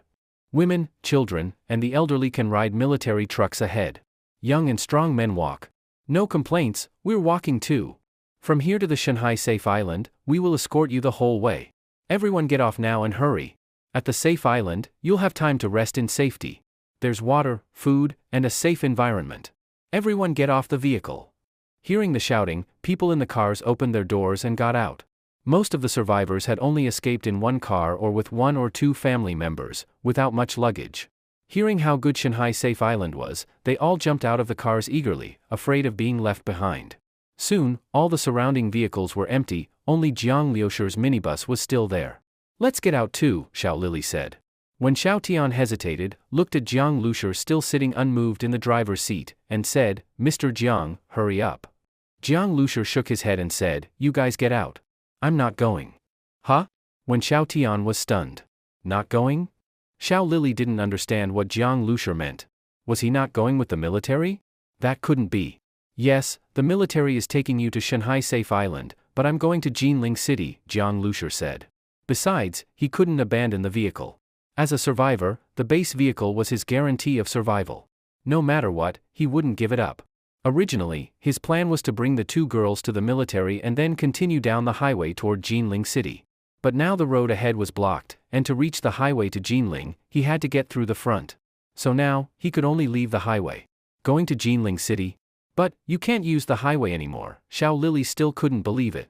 The military was right here, just follow them and you'd reach safety. And yet Jiang Lushur wanted to go to Jinling? Don't go, it's too dangerous to go alone.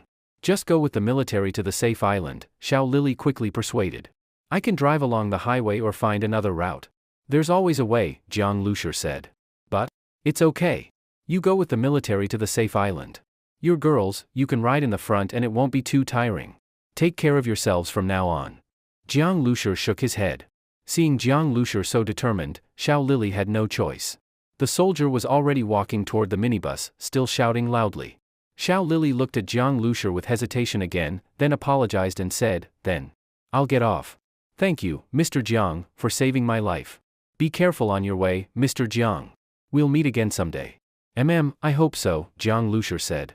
Let's go, Xiao Tian, Xiao Lili said softly.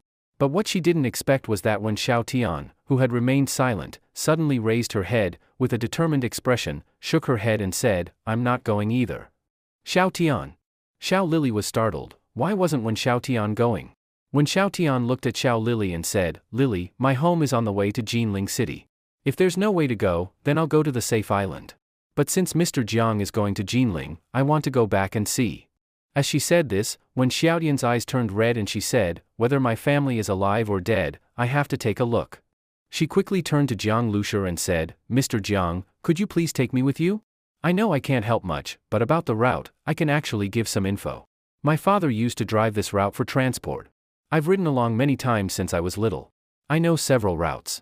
Mr. Jiang." Facing Xiaotian's plea, Jiang Lushur thought for a moment, then nodded without refusing. He wasn't familiar with the roads anyway. Having someone who could help with directions wouldn't be bad. When Xiao Tian immediately showed a grateful expression, "Mr. Jiang, thank you." Then she said to Xiao Lili, "Lili, you go alone. Take good care of yourself." Hearing Xiaotian's words, Xiao Lili also started crying. She also didn't know whether her parents were alive or dead. But her hometown was even farther, there was no way to go back. And now her good friend, who had fled with her, would also part ways. Hurry and get off. At this moment, the soldier had already come to the front of the minibus, knocking hard on the window and shouting loudly. Xiao Lili reluctantly got out of the car.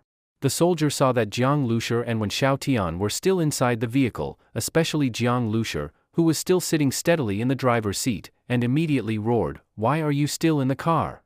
Your vehicle definitely can't be left on the road, it's blocking everything." Jiang Lushur apologized, "Sorry, I'll move the car right away." Seeing Jiang Lushur's good attitude, the soldier's expression softened slightly, but he still added, "Okay, drive it to the roadside so the bulldozer can push it down." Then the soldier walked off to the side, muttering as he stared at Jiang Lushur's vehicle, "Such a big vehicle, not sure if it can even be pushed down. Maybe they'd have to dismantle the guardrail?" The armored vehicles and trucks stationed at the highway entrance, along with the many soldiers, would all need to retreat from the highway when they couldn't hold the line any longer. So the road had to be cleared. The army was only there to take the survivors, not to fight to the death against the endless monsters. At that moment, a sharp air raid siren suddenly blared from the highway entrance. The soldier immediately looked over. Those people who had gotten off and were walking ahead also turned around. Some immediately started running forward at full speed, while others stood nervously in place, and the crowd began to grow chaotic. "Don't panic," a soldier shouted, "this is the final alert, to remind survivors in the city to come here." Bang bang bang. The sound of gunfire was already very close and very dense. Looking into the distance, one could vaguely see heads moving, those were zombies. In this situation, even if any survivors heard the alarm, there was no way they could get through the sea of zombies to reach the highway. These survivors here were lucky, the fortunate few.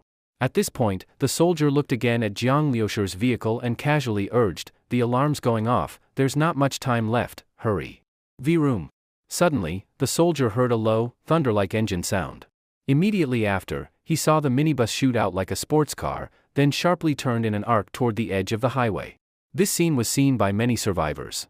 They had been looking at the highway entrance, but now their attention was caught by the sudden movement of the minibus. Seeing this minibus driving like a sports car, those people and the soldier were all stunned. "That's some driving skill, holy," the soldier had just muttered in surprise when he suddenly shouted. The minibus drove all the way to the edge of the highway, but still showed no sign of stopping. There was a guardrail ahead. Boom! In the stunned gazes of everyone, the minibus slammed into the guardrail and burst off the highway. It charged down the 2 to 3 meter steep slope beside the highway and finally came to a stop on the grass below. What the hell? The soldier rushed over to check the situation, and many survivors craned their necks to look. This guy's driving was terrible, wasn't it? He actually drove straight off the highway, no idea if he got hurt. But actually, this solved the problem. If he wasn't hurt, he could just get out and run back up the road, and they wouldn't have to bother pushing the vehicle off. However, just then, the minibus suddenly shook a little, like a stumbling drunk. Stalled? Many people had that thought in their minds. But right after, the minibus started moving again, rumbling as it drove off the grass, crashed through a green barrier net, and entered a narrow countryside road nearby. What's going on? What is that guy doing? Under the stunned gazes of the survivors on the road, the minibus drove slowly along the country road. The soldier also widened his eyes. The car actually drove off. Not far behind him, Xiao Lili was desperately waving toward the direction of the minibus. She hadn't expected Jiang Lushur to leave the highway in such a simple and direct way. When the minibus had just rushed down, it scared her too, but luckily, it looked like the minibus was fine, and the people inside must be okay too. "Xiao Tian, Mr. Jiang, take care." Xiao Lili waved hard while her eyes blurred, and she could barely see the back of the minibus as it left. No damage from the collision. Base vehicle is in normal condition, the starseed reported in Jiang Lushur's mind. While listening to the report, Jiang Lushur looked back toward the highway. This country road ran alongside the highway. As Jiang Lushur drove along it, he saw small cars that had been pushed off and crowds of people slowly walking forward. Though these survivors were temporarily safe, once they relaxed a bit from the tension, they began to realize what had really happened in just this short time. Many were crying. Even those who weren't had dark expressions. They had lost loved ones, felt uncertain about the future, so many emotions. As Jiang Lushur watched them, when Xiao Tian was also looking through the window with a sad expression. And on the highway above, both the survivors and the soldiers turned their heads, all watching this unusual minibus, temporarily stopping what they were doing to see it off. Soon, the country road reached a bend that moved away from the highway. Jiang Lushur still hadn't seen the front of the military convoy, nor Li Yusin, or anyone else he knew. He took one last glance at the fleeing survivors on the highway, then turned the steering wheel and drove around the bend. The minibus moved at a steady pace, soon leaving the highway behind. This also meant that they were getting farther away from Shanghai Safe Island and from the military's protection. "Miss Wen," Jiang Lushur called out. When Xiao Tian snapped out of her daze and quickly responded, "Yes?" Then she added, "Don't call me Miss Wen anymore, just call me Wen Xiao Tian. Or if you don't mind, you can call me Xiao Tian. That's what my friends call me." "Alright. Then don't call me Mr. Jiang either. I'm Jiang Lushur." "Jiang? Brother Jiang." When Xiao Tian still felt too shy to call him by name, so she called him that instead. "You said you know several routes. Can you explain in detail?" Jiang Lushur asked. Although he had already downloaded route maps, he couldn't use navigation, so they were currently not helpful. Leaving the highway meant plunging into unknown danger, which Jiang Lushur had to avoid. If when Xiao Tian was truly familiar with the roads, then maybe they could find a relatively safer route. "Okay." When Xiao Tian quickly nodded. When Xiaotian's home was over 100 kilometers away from Jinling City, a small, little-known county. Later, she got into college in Jiangbei. Her family was very ordinary.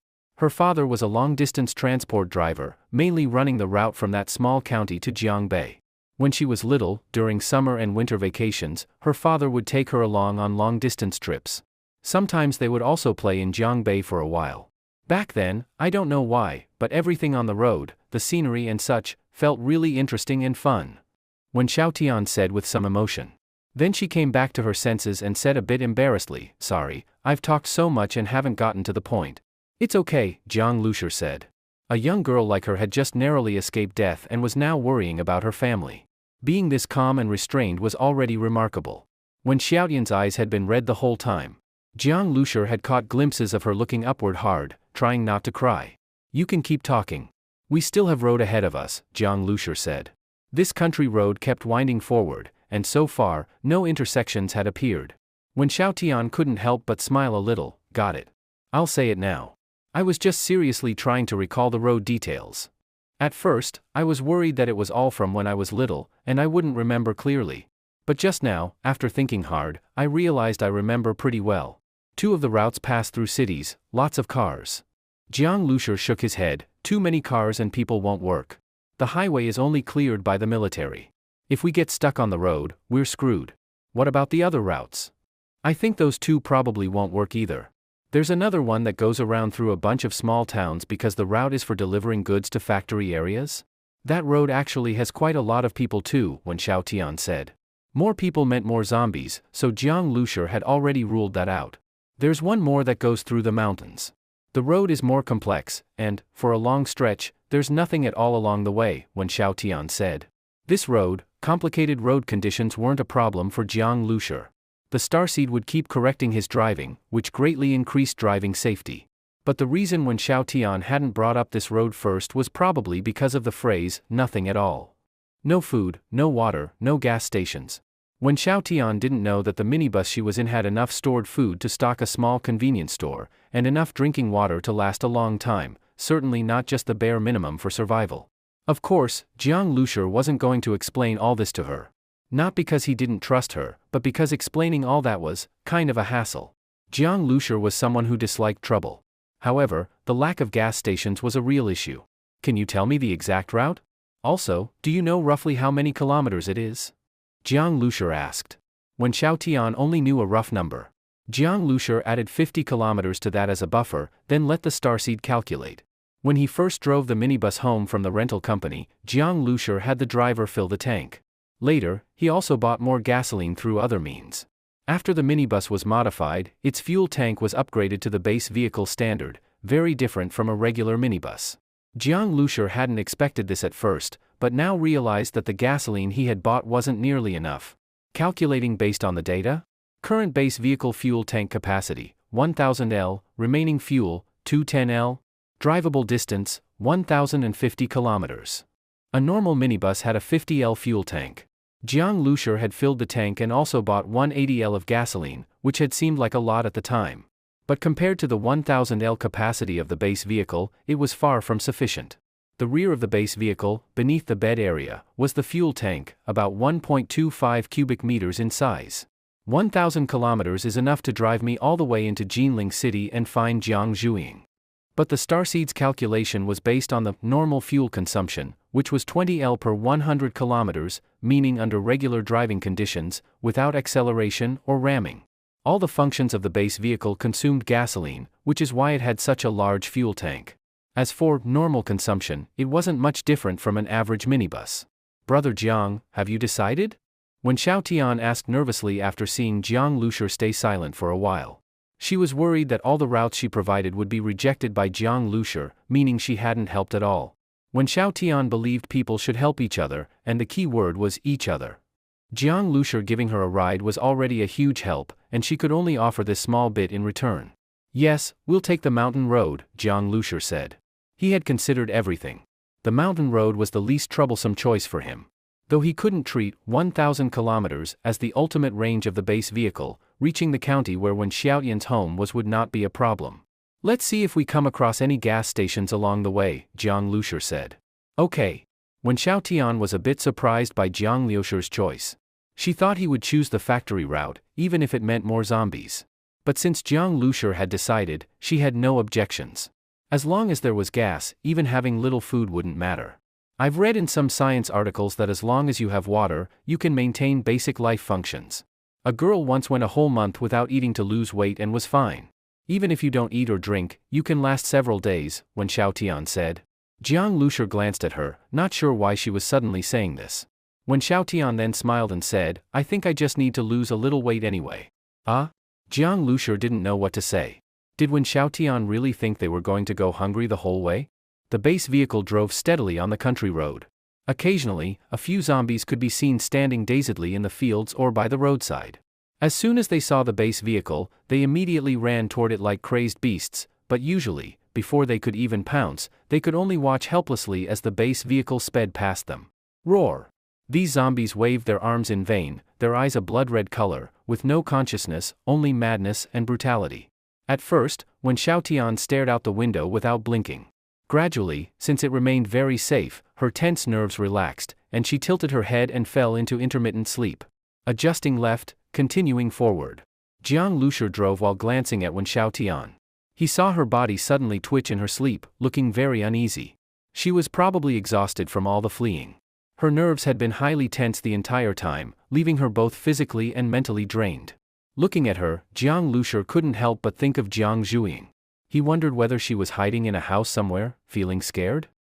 When Xiaotian woke up, she found that the minibus had stopped. It was almost dark outside.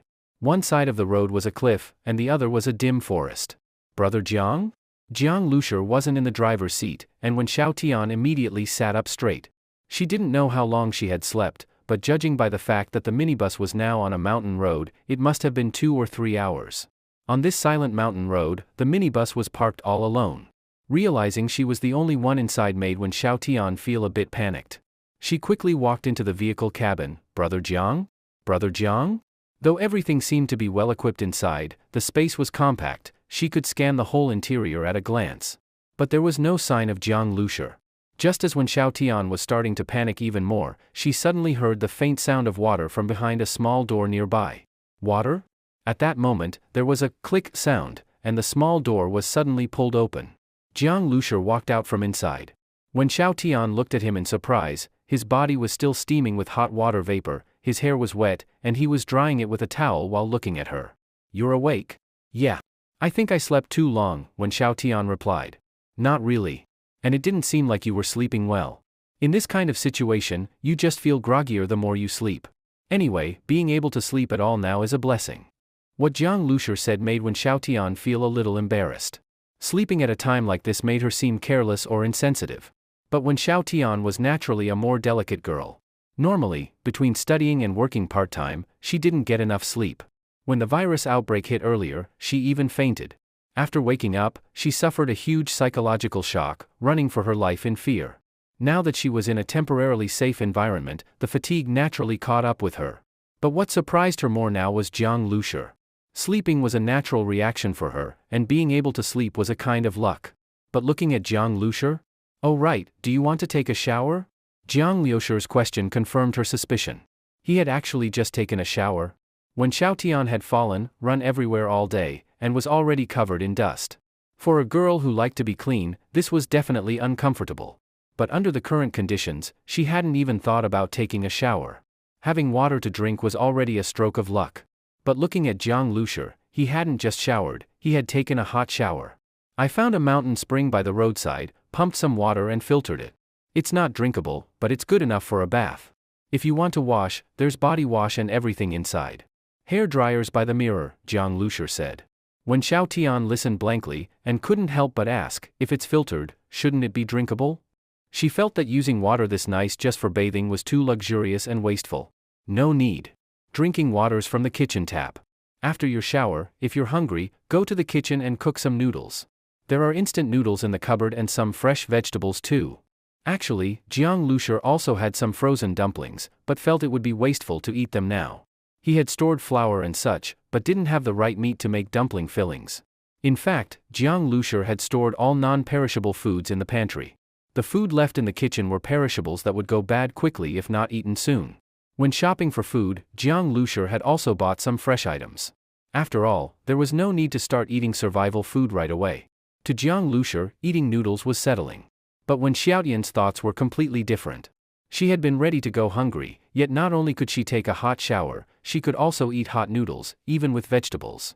If the recent memories of zombies and apocalypse weren't so clear in her mind, those horrifying faces still floating in front of her eyes, she might have doubted whether any of it had even been real. This was practically a mobile hotel. As for Jiang Lushi asking her to cook, Wen Xiaotian was more than happy to. Hot shower, hot meal, these were all things Jiang Lushi gave her, and she had few ways to return the favor.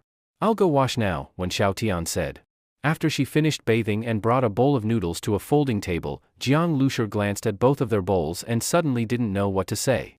When Xiaotian's bowl had only a few mouthfuls of noodles. His bowl, however, was full, overflowing with egg, vegetables, and sausage. It looked quite rich. I saw the cupboard didn't have much, so I thought we should save it. And anyway, my appetite isn't big, Wen Xiaotian said. Even a child would eat more than that, especially given how much energy she had burned today. Eating this little was barely enough to fill the stomach. Jiang Lushur really wanted to tell her that the food in the cupboard was less than 1/50th of his actual supply, and even if they didn't save anything, it would still be enough to last until they reached her hometown. Let's eat, Jiang Lushur said. He hadn't eaten noodles in a long time. The taste was quite good. But tomorrow, they should eat proper rice instead. After eating the noodles, Jiang Lushur drove a bit further, then stopped by the roadside to rest for the night. Only after daylight the next morning did they continue on their journey. Although there was no longer a risk of crashing into other vehicles, Jiang Lushur, as someone without even a driver's license and with no experience driving on mountain roads, felt that even with the starseed's corrections, it was better not to risk driving at night or while fatigued. If he ended up dying in a car crash instead of getting bitten by zombies, that would be too unjust.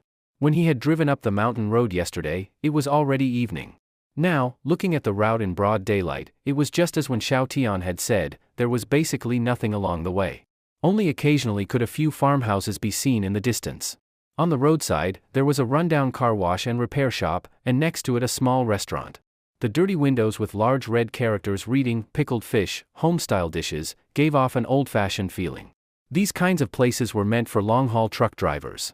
2 large trucks were parked on the open ground in front of the car wash.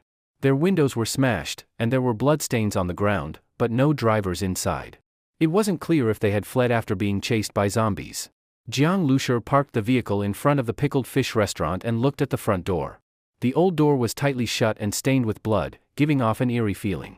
"Brother Jiang, are you planning to?" Wen Xiaotian was stunned when she saw him stop the vehicle. "It's fine.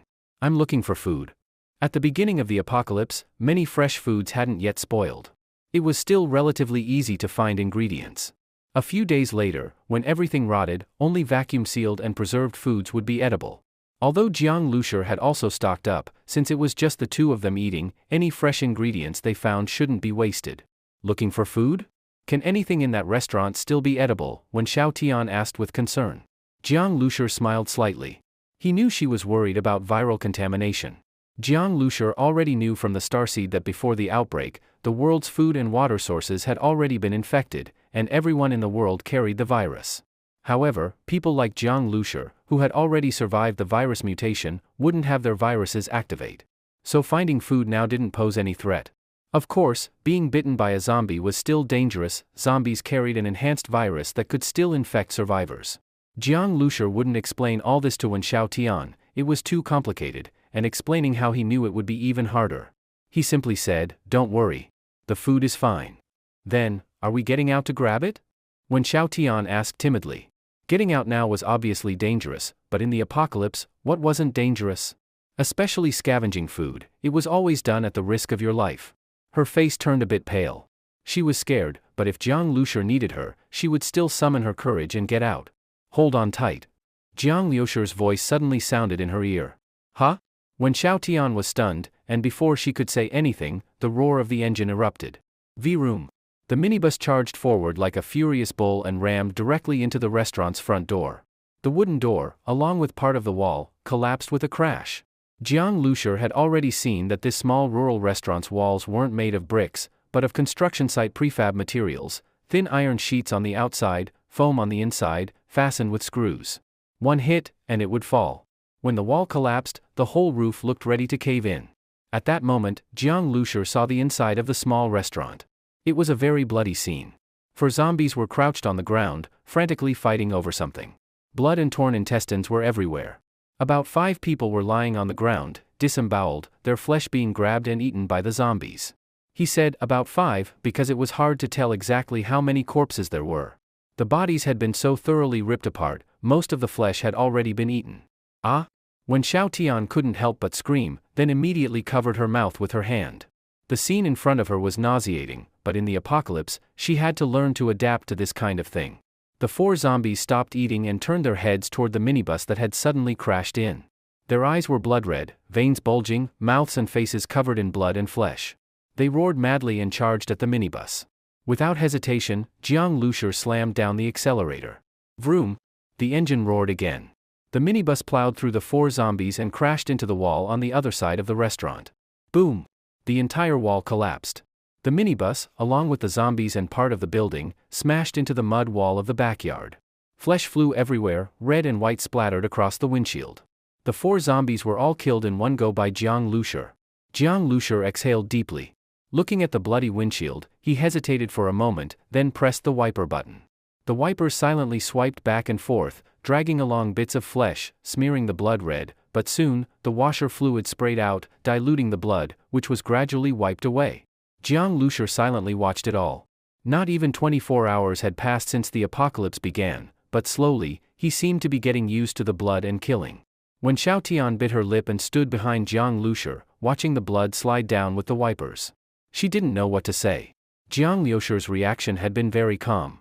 But when Xiao Tian understood, that's the only way to survive in the apocalypse. If you cry all the time, you'll die sooner or later. I'll go get the food.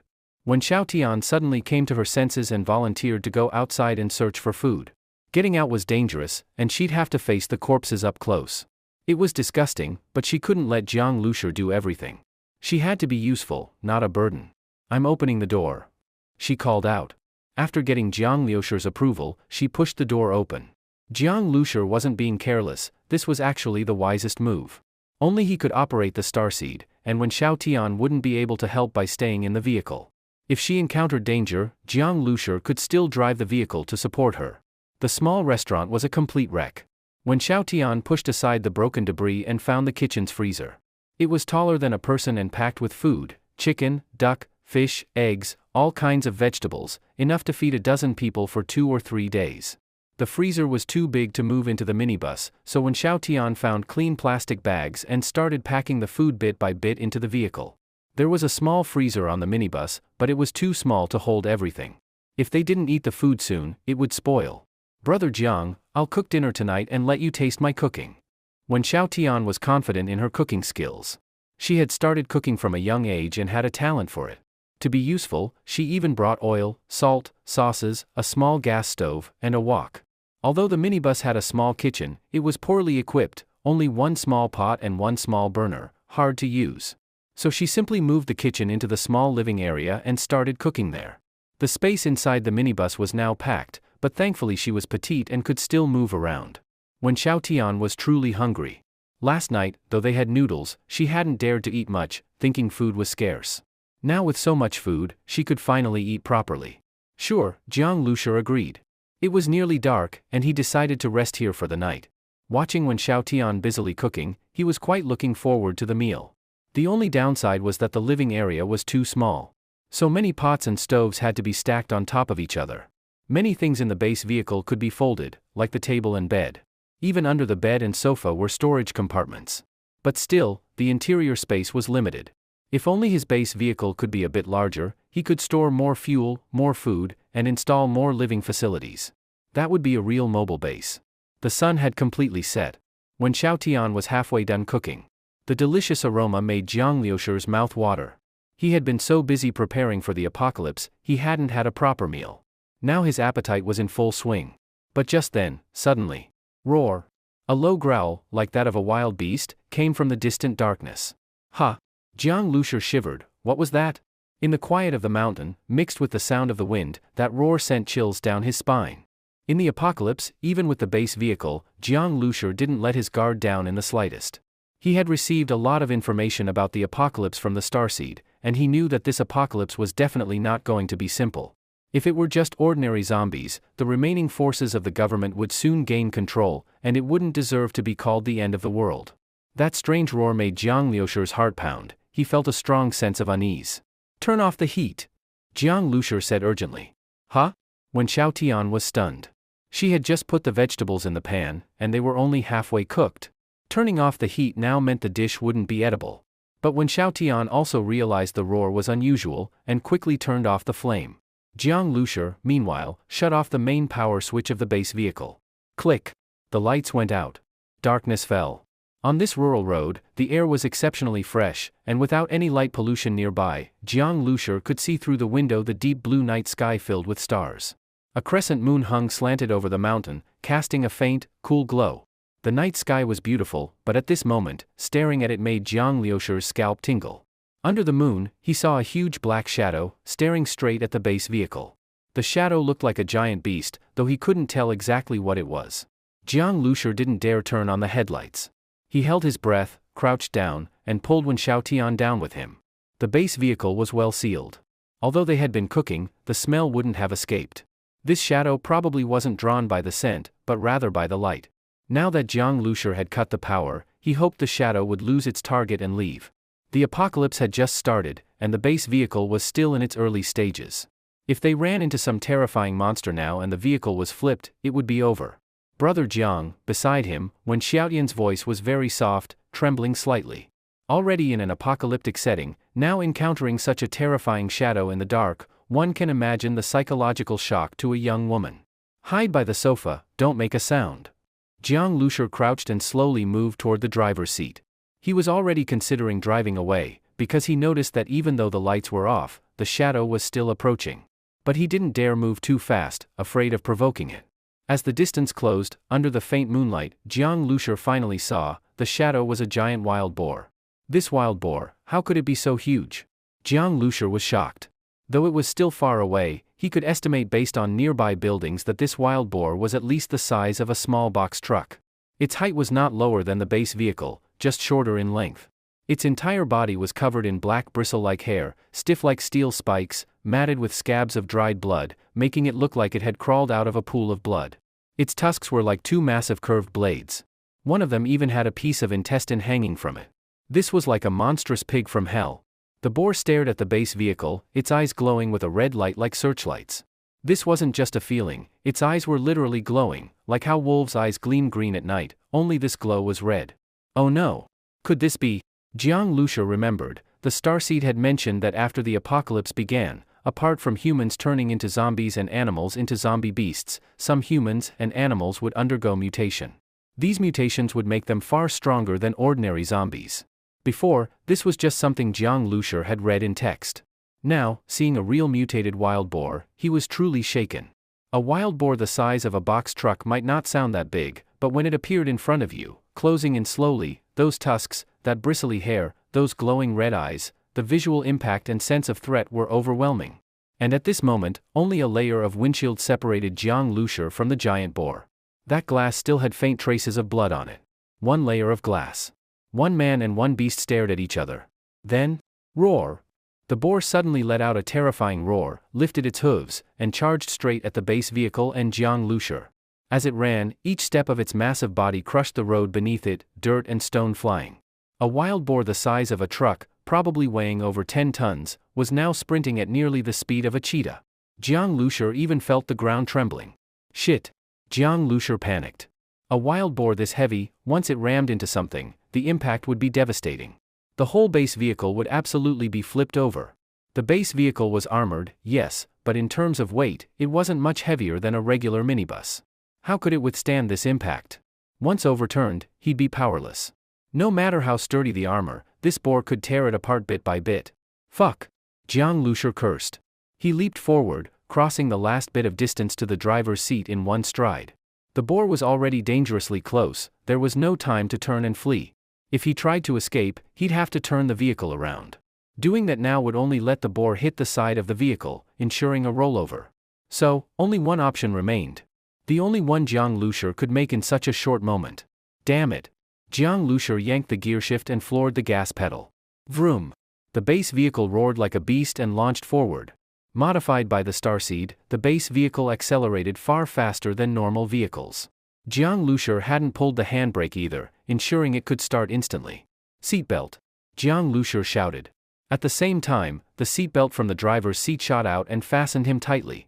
In the small living room, when Xiaotian quickly sat on the sofa and fumbled to fasten her seatbelt. Jiang Lushi's shout had been meant for her. In just seconds, the base vehicle accelerated to 100 km/h. Jiang Lushi gritted his teeth as the giant boar loomed large through the windshield. The fully transparent windshield made Jiang Lushur feel as if that truck-sized boar was charging directly into his face, its icy tusks aimed straight at his skull. If the glass couldn't hold, he'd be impaled right in the seat. In that moment between life and death, Jiang Lushur's mind went blank. He gripped the wheel with all his strength, stomping the gas pedal to the floor. Do or die. Jiang Lushur's blood boiled. The boar's massive head was right in front of him, he could even see his own reflection in the monster's red eyes. Crash! The base vehicle shook violently. The massive impact flung Jiang Lushur backward. The elastic seatbelt pulled tight, nearly slicing his body in two. Bang! An airbag exploded in front of him, slamming into his face, dizzying him instantly. Meanwhile, behind him came a crashing clatter. All the pots and bowls that had been brought into the base vehicle fell everywhere under the huge inertia. The sofa, fixed to the floor, didn't move. But the force made when Xiao Tian, strapped to the sofa, scream out loud. Bang! Her head smacked into something. She blacked out instantly. At the same time, Jiang Lushur's airbag quickly retracted. This was a special feature of the base vehicle, to avoid blocking the driver's view. Still dizzy and nauseous, with his stomach aching from the seatbelt, Jiang Lushur looked out the windshield. The glass had 2 basin-sized white spots from the impact, evidence that it had cracked inside and lost transparency. Just like bulletproof glass turns white when hit by bullets, even with cracks, it could still stop bullets. But not only the glass, the front of the vehicle had also been caved in by the boar's strike. That hit was terrifying. Warning! Base vehicle damaged. Damage level, 3.5. Front bulletproof glass durability reduced by 60%. Power system damaged. Instant acceleration and ramming functions disabled. Vehicle interior power cut. Suddenly, this message rang out in Jiang Lushur's mind. The base vehicle was damaged? Jiang Lushur froze. It had survived a siege by hundreds of zombies without a scratch. Yet now, one hit from a mutated wild boar, and it was already compromised. In the Starseed's alert, what made Jiang Lushur feel completely cold was, the power system was damaged. As a result, the base vehicle could no longer accelerate quickly or perform ramming attacks. Facing a huge mutated wild boar, this basically meant he had become a sitting target. Right, the mutated wild boar. Jiang Lushur abruptly looked at the mutated wild boar in front of the vehicle. This time, the collision hadn't been easy for it either. It had fallen to the ground, its massive head covered in blood, the blood flowing into its eyes, blinding them. One of its giant tusks had been broken off, exposing the bloody pulp inside. Roar! A deep growl came from the boar's abdomen. Since the base vehicle was damaged, the sound was no longer isolated. Jiang Lushur had to directly endure the roar of this monstrous creature, and the feeling was unimaginable. That deep sound seemed to vibrate his internal organs, rendering his whole body motionless. Jiang Lushur felt as if giant hands had gripped his heart, making it hard to beat, and squeezed his lungs, making it hard to breathe. A terrifying roar. The mutated wild boar stood up. Its skull seemed fractured, but supported by immense vitality, it still had terrifying strength. It glared at Jiang Lushur with its headlight-like eyes, at close range. Between them was only a thin, already cracked windshield. Crack! The boar's remaining tusk hooked into the base vehicle's chassis and lifted up violently. It was trying to flip the entire vehicle over. Jiang Lushur instantly felt like he'd fallen into an ice pit. If the base vehicle flipped, it would all be over. Can it still move? Can it still move? Panic surged in Jiang Lushur's heart. He yanked the gearshift and started the vehicle. The base vehicle let out a dull sound, and all 4 wheels began to turn. It still worked. Instant acceleration and ramming were disabled, but the vehicle could still drive normally. The front wheels were already airborne, spinning meaninglessly, while the rear tires scraped the ground violently, kicking up dirt and rocks. Though the impact wasn't strong, the boar was also injured. With this resistance, it couldn't flip the vehicle instantly. But the situation was already extremely dangerous. The front of the vehicle was being lifted higher and higher, a rollover was imminent. Damn! Jiang Lushur's face turned grim. He gripped the steering wheel tightly, stepping on the gas. Cold sweat dripped down his face. Stay calm. I must stay calm. In moments of crisis, seek a way out. A chance at survival. Suddenly, a flash of insight came to Jiang Lushur. His fingers moved like playing the piano, rapidly pressing a few buttons on the base vehicle's control panel. Beep! With a soft sound, the control panel lit up. Jiang Lushur pressed down hard on it. Everything depended on this. Air cannon pressurizing. Pressurization time, 9.5 seconds. The Starseed's voice sounded in his mind.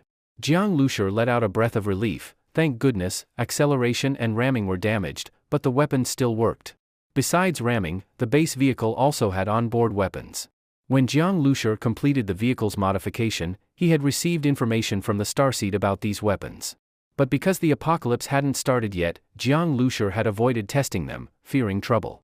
After the outbreak, he had been too busy fleeing to test them. Now there was no time for testing, it was a real, life-or-death battle. One mistake and he'd die. The base vehicle's air cannon used 500 liters of compressed gas, with an initial velocity of 810 meters per second, more than twice the speed of sound. During World War II, Nazi Germany had developed air cannons capable of shooting down low-flying aircraft, though they were ultimately abandoned due to accuracy issues. Jiang Lushur didn't know what effect a shot from the air cannon would have on the bore. Its power was undeniable, but air still had less impact than live ammunition. Sometimes, blast shockwaves could send a person flying tens of meters, yet they might survive afterward. Jiang Lushur couldn't guarantee this one shot would kill the boar. And he had only one chance, no second shot. With 9.5 seconds of charging time, if he missed, the vehicle would be flipped. "Let's do this." Jiang Lushur gritted his teeth and pressed another button. The air cannon's barrel extended from the front of the vehicle, aiming directly at the boar's abdomen. This cannon was hidden within the vehicle's front, invisible from the outside until activated. Jiang Lushur stared at the 60mm barrel, his heart pounding. Countdown, 9, 8, 7. The starseed began counting down. For Jiang Lushur, it felt like a sentence from fate. The barrel's angle and direction could be adjusted, but where should he aim? The abdomen? The head? The throat? This mutated wild boar had thick skin and flesh. Jiang Lushur didn't doubt it could withstand bullets. Every part of it seemed well armored. 6, 5. The countdown neared its end. The vehicle tilted more and more. Clatter. Because the vehicle was being lifted, all the pots and bowls slid backward.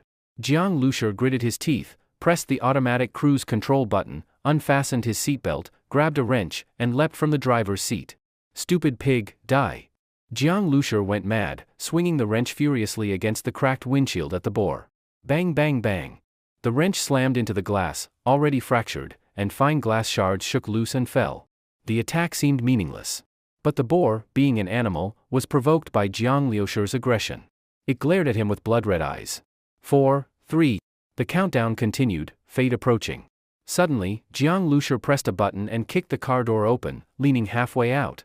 It looked suicidal, but Jiang Lushur was extremely calm. He knew most of the vehicle's weight was resting on the boar's tusk. The front wheels were in the air, but the boar was also being pressed down, unable to move freely. If it turned to attack Jiang Lushur from the side, it would have to withdraw its tusk, then the base vehicle would drop, all wheels hitting the ground, crushing into the boar. Even if it didn't fall, it would be forced back. So this looked suicidal, but in just a few seconds, the boar wouldn't be able to touch him. "Stupid pig, die." Jiang Lushur locked eyes with the boar and threw the wrench with all his strength. Whoosh! The boar couldn't dodge. The wrench hit it. Because the vehicle was shaking and Jiang Lushur wasn't a tribal spear thrower, his aim was off. The wrench struck the corner of the boar's eye, not the eye itself. But even the corner of the eye had many nerves. The boar cried out in pain. Roar! Its roar shook the heavens. The shockwave nearly tore Jiang Lushur from the door. Infrasound and resonance with his organs made his heart nearly stop, mind going blank. But at that moment, one sound remained sharp in Jiang Lushur's mind. The starseed's countdown. 2, 1, 0. Ah! Fuck! Jiang Lushur's eyes turned red. Fighting dizziness and nausea, he used the starseed to slightly adjust the cannon's aim, directly at the boar's open mouth. At that moment, the boar was roaring, mouth wide open, and the cannon barrel was aimed right inside. Air cannon, fire. Bang! A fierce explosion sounded, like thunder striking the ground, deafening.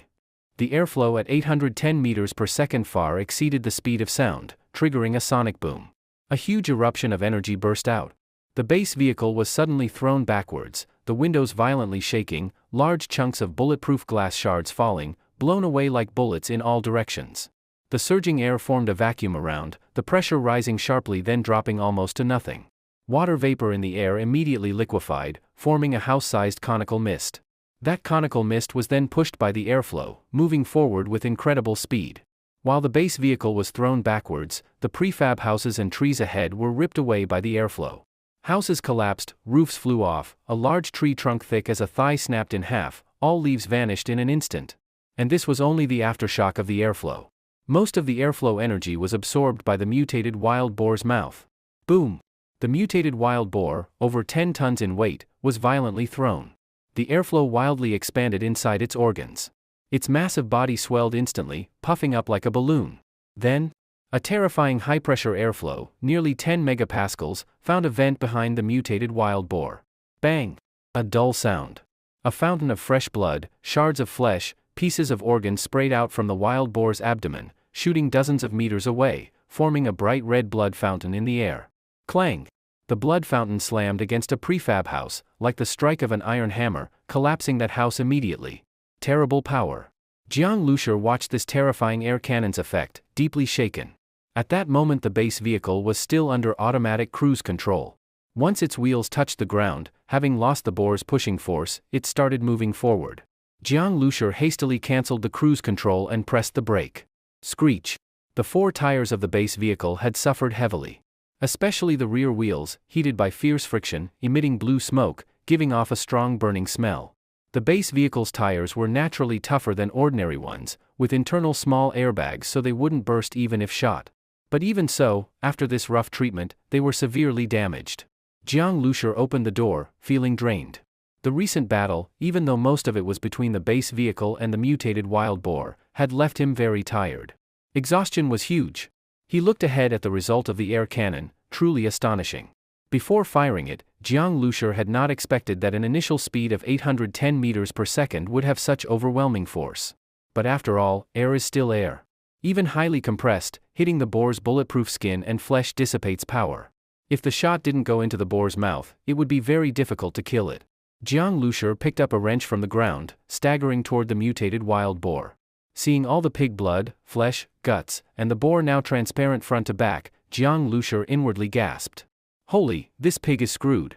He stopped about 10 meters from the mutated wild boar, to avoid being hit by any final twitching. Also, he didn't dare go too far from the base vehicle, in case zombies appeared and he couldn't get back in time. When Xiao Tian. Jiang Lushur called her, but it was silent inside the vehicle. What? He tightened, immediately returned to the base vehicle. What he saw, when Xiao Tian was firmly strapped in by her seatbelt. Her eyes were closed, her forehead was cut and wet with blood. This. He hurriedly tested her breathing. Fortunately, she was only unconscious. Looking at her wound, Jiang Lushur shook his head. She was unlucky. That injury was probably from pots or bowls hitting her. Earlier when the base vehicle had collided with the mutated wild boar, when Xiao Tian was strapped on the sofa, so she was safe. But those pots and bowls were not secured. When they were flung, she was knocked out cold. If there had been several collisions, those utensils could have killed her. That was dangerous. Jiang Lushur exhaled. If the fight with the mutated wild boar had harmed when Xiao Tian fatally, he would have felt terrible. He fetched gauze from the storage box, about to bandage when Xiaotian's wound, when suddenly a voice sounded in his mind. Base vehicle damaged, damage level 3.5. Repair requires 200 kilograms steel, 100 kilograms copper, 30 kilograms high molecular organic plastic, 1,200 liters gasoline, 200 kilowatt-hour electricity. Repair time required, 24 hours. Hearing this, Jiang Lushur froze, then bitterly smiled. The base vehicle was damaged. Thankfully it can self-repair. But those repair materials are really hard to find. Steel, copper, organic plastic, especially gasoline and electricity. In the apocalypse, collecting these is not easy. 1,200 liters of gasoline is almost a ton, a real gas hog. And now the gasoline reserve. Jiang Lushur looked at the fuel gauge, a face full of bitterness. After repeatedly using the ramming function and firing the air cannon, gasoline consumption was huge. Less than 20 L remained. Not enough to go 100 kilometers. If zombies were encountered within that 100 kilometers, the consequences would be unthinkable. Jiang Lushur was worrying when the starseed gave another prompt, making his heart skip a beat, ears perk up. Level 1 mutant beast hunted successfully. Discovered level 1 mutant crystal core, located in mutant beast's heart. Extraction unlocks base vehicle's first evolution. Mutant beast meat found, edible directly to enhance physique, or usable as raw material for biological lab, unlocking bioevolution function. Huh? What? Jiang Lushur was stunned. Mutant crystal core? Biological lab? What are these nonsense? Hunted level 1 mutant beast successfully, clearly this mutated wild boar. So is the crystal core in its heart? As for biological lab? What is that? When Jiang Lushur had modified the base vehicle earlier, he had not discovered any biological lab. At that moment, Click. A light sound. Jiang Lushur turned his head. He saw a recess pop out from the driver's console. The recess was about the size of a ping-pong ball. Jiang Lushur stared at that recess for a while. Made of some unknown alloy. Very precise. He had never seen it before. In Jiang Lushur's mind a guess formed. The mutant crystal core located in the heart.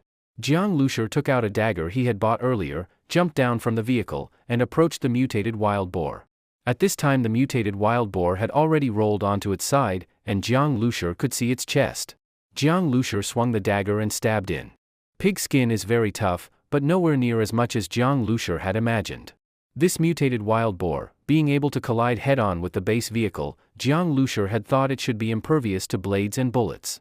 He originally thought he should fetch a steel saw from the repair shop next door. But unexpectedly, even using just a dagger, he could cut through the boar's skin bit by bit. Though it was difficult, it was possible after all. Could it be that after the mutated wild boar dies, its skin and flesh undergo some change, no longer as tough as before? This idea flashed through Jiang Lushur's mind, and seemed quite possible. The starseed had just prompted that the mutated beast's meat was edible. If it were as hard as rubber, who would be able to bite it? Being able to cut the boar's skin without too much effort was after all a good thing. Jiang Lushur worked hard to open up the boar's chest, found its heart, and then cut open the heart. He was already covered in blood. According to his prior impressions, raw pig's blood should be extremely foul-smelling. But strangely, the blood of this mutated wild boar was not foul, instead it had a somewhat fragrant feeling, as if this blood too was unusual. Jiang Lushur thought a bit, found several plastic buckets in the small restaurant to collect the blood, and quickly filled a few large buckets. At that moment, Jiang Lushur also finally dug out a bead the size of a quail egg from inside the mutated wild boar's heart. This bead was crystal clear, like glaze. To the touch it was very smooth, and somewhat warm. Surely this was the so-called mutated crystal core. Jiang Lushur, holding the mutated crystal core, returned to the base vehicle. He carefully placed the crystal core into the recess that had just popped out. Click! A soft sound, the mutated crystal core locked into the recess. Then the metal recess slowly retracted back. The starseed prompt sounded, successfully inserted mutated crystal core, base vehicle unlocked initial evolution, you may choose evolution direction. Pop! A light screen appeared before Jiang Lushur's eyes. On the screen were several options, each followed by a line of explanatory text. Option 1, unlock level 1 spatial fuel tank. Fuel tank capacity, 10 cubic meters. Tank is explosion-proof and bulletproof. Upgradable. Option 2, unlock level 1 spatial storage function. Storage space size, 10 cubic meters. In the space low temperature and low oxygen, can preserve fresh food. Ordinary food preserved more than 1 year, mutated beast meat preserved more than 3 years, mutated beast meat originally not easy to spoil, in 30 degrees Celsius humid hot environment can be preserved for 30 days. Option 3, unlock automatic material absorption evolution. Base vehicle can automatically absorb materials via particle beam, no need to manually carry materials. Option 4, add mechanical arm to base vehicle. Mechanical arm load capacity, 20 tons. Option 5, add weapon to base vehicle, fuel type flamethrower. Activation requires consuming large amounts of gasoline. Pure oxygen combustion produces 2000 degrees Celsius high temperature. Option 6, upgrade air cannon. Option 7, upgrade vehicle armor and bulletproof glass. Jiang Lushur looked through, noticing that after option 6 there were more options, but those options were dimmed, apparently unselectable. Among them, Jiang Lushur saw biological laboratory. Option 10, unlock biological laboratory. By adding materials, develop genetic evolution serum, usable by host to evolve genes, greatly enhance physique.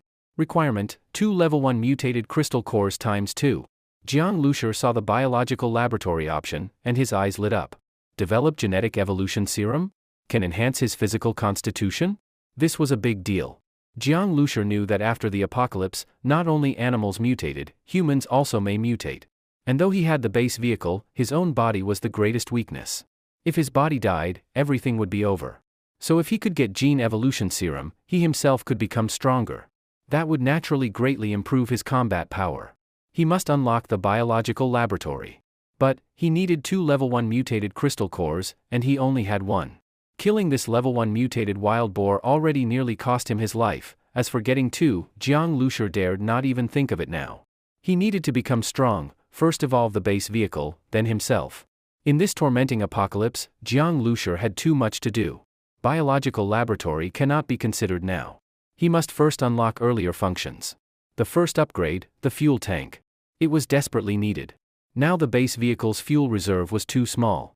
A 10 cubic meter fuel tank, filled with 8 or 9 tons of gasoline, whether for ramming or using weapons, that would give real support. Otherwise, if in the middle of fighting a mutated beast and fuel runs out, that would be unjust death. Second, storage space. Jiang Lushur also coveted that. Now the base vehicle space was insufficient, many things could not be carried, like the mutated wild boar meat, such a pity if you can't store it. Moreover, the storage space preserves freshness. With it, it would be a mobile granary. As for upgrading armor and bulletproof glass strength, unlocking automatic absorption of materials, upgrading weapons, adding new weapons, mechanical arm, he wanted all of them. Even the simple function of adding a mechanical arm seemed very necessary to him. Without a mechanical arm, just moving the mutated wild boar meat was trouble.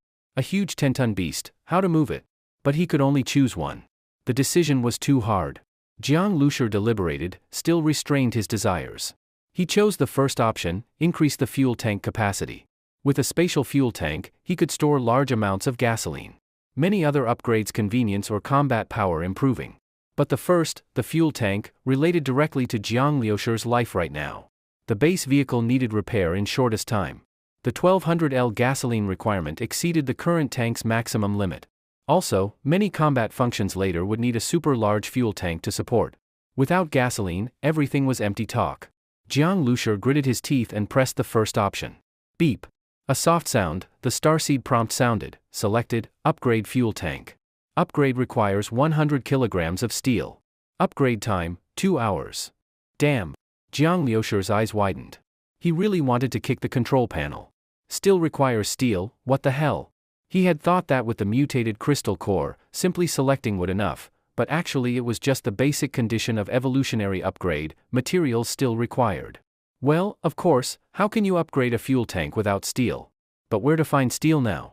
Near Jiang Lushur were several box trucks, and some big trucks. These vehicles certainly had steel.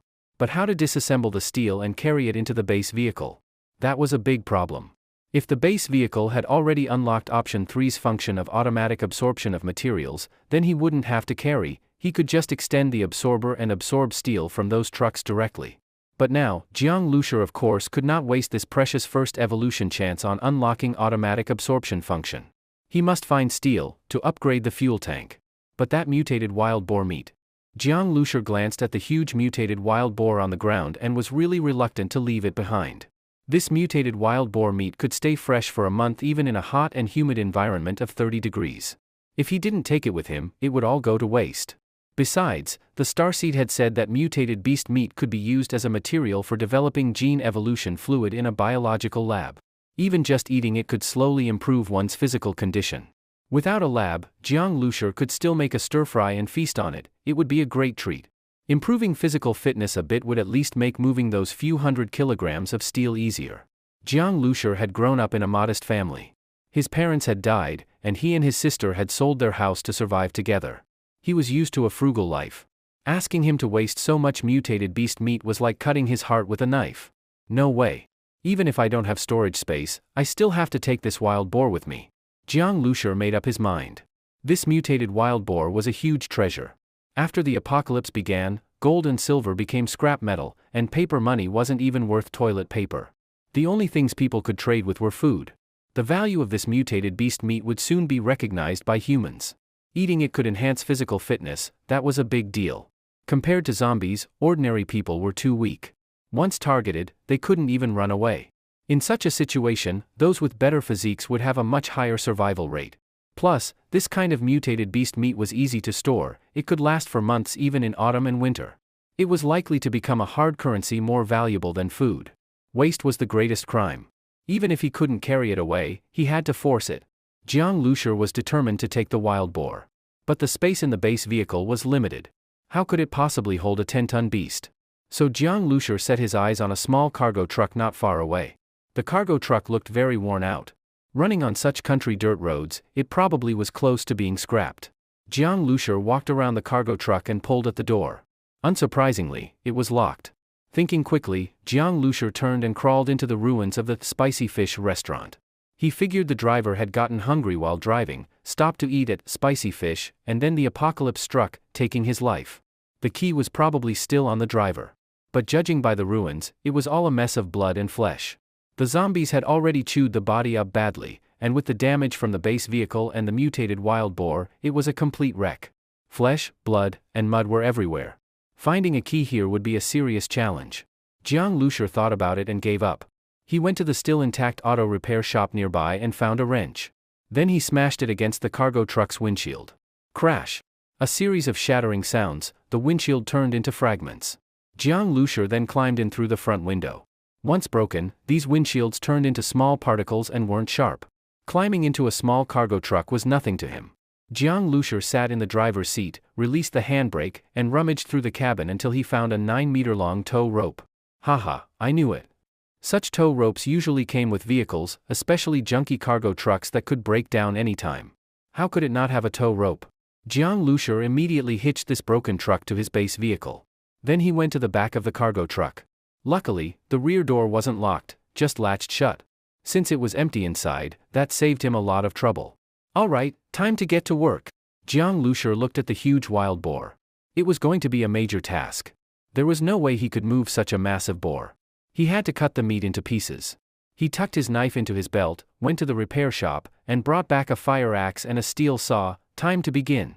Jiang Lushur used to exercise regularly in college and had decent physical strength. He aimed at the wild boar's neck and brought the axe down. A wild boar weighing about 10 tons, he would take as much meat as he could. To his surprise, after he retrieved the mutated wild boar's crystal core, the meat became much easier to cut. The previously tough boar meat turned tender. Not only the steel saw, even a knife could slice through. It was no harder than cutting regular pork. Brother Jiang. Brother Jiang. At that moment, Jiang Lushur suddenly heard Wen Xiaotian calling from inside the base vehicle. Her voice was panicked. No wonder, after fainting and waking up to find the prefab houses in ruins and the base vehicle's bulletproof glass shattered, with Jiang Lushur missing, she had no idea what had happened. I'm here. Jiang Lushur shouted. Wen Xiaotian let out a long breath of relief. Jiang Lushur was okay. What about the mutated wild boar? Did the base vehicle knock it away? Wen Xiaotian unbuckled her seatbelt and stumbled out of the base vehicle, only to be completely stunned by what she saw outside. She saw Jiang Lushur wielding a fire axe, chopping at the mutated wild boar bit by bit. The boar didn't even twitch anymore, it was clearly dead. When Xiaotian had witnessed the terrifying boar earlier, it smashed through everything. Those prefab houses were like cardboard boxes before it. Its roar had almost made her heart stop. And now this boar was actually dead. Of course, Wen Xiaotian didn't naively think Jiang Lushur killed it with an axe. Was it run over by the vehicle? She turned to look at the badly damaged base vehicle. That vehicle was truly something else. Brother Jiang, what are you doing? Wen Xiaotian asked. Getting meat. This wild boar meat is edible. Jiang Lushur didn't explain the effects of mutated beast meat, and Wen Xiaotian didn't ask further. She just said, I'll help. Butchering such a large wild boar was no easy task. With Wen Xiaotian's help, it would go much faster. At this time, her forehead had a big gash, covered in blood. She looked pitiful. Jiang Lushur hesitated but eventually agreed. The boar meat had to be processed quickly. Though the area was deserted, you could never be sure when zombies might appear. Jiang Lushur took some bandages from storage and helped Wen Xiaotian wrap her wound. Then the two of them began cutting large chunks of meat, bright red, lean wild boar meat, darker than even top-grade beef. Each piece weighed dozens of pounds, premium meat for sure. Piece by piece, they loaded over 100 chunks of meat onto the cargo truck. Jiang Lushur even hauled in a bunch of bones at the end. After this exhausting task, both of them were completely worn out. Fortunately, no zombies showed up during the entire process of butchering the mutated wild boar. Otherwise, dodging zombies would have been a major headache. Jiang Lushur returned to the base vehicle and collapsed onto the sofa, gasping for breath.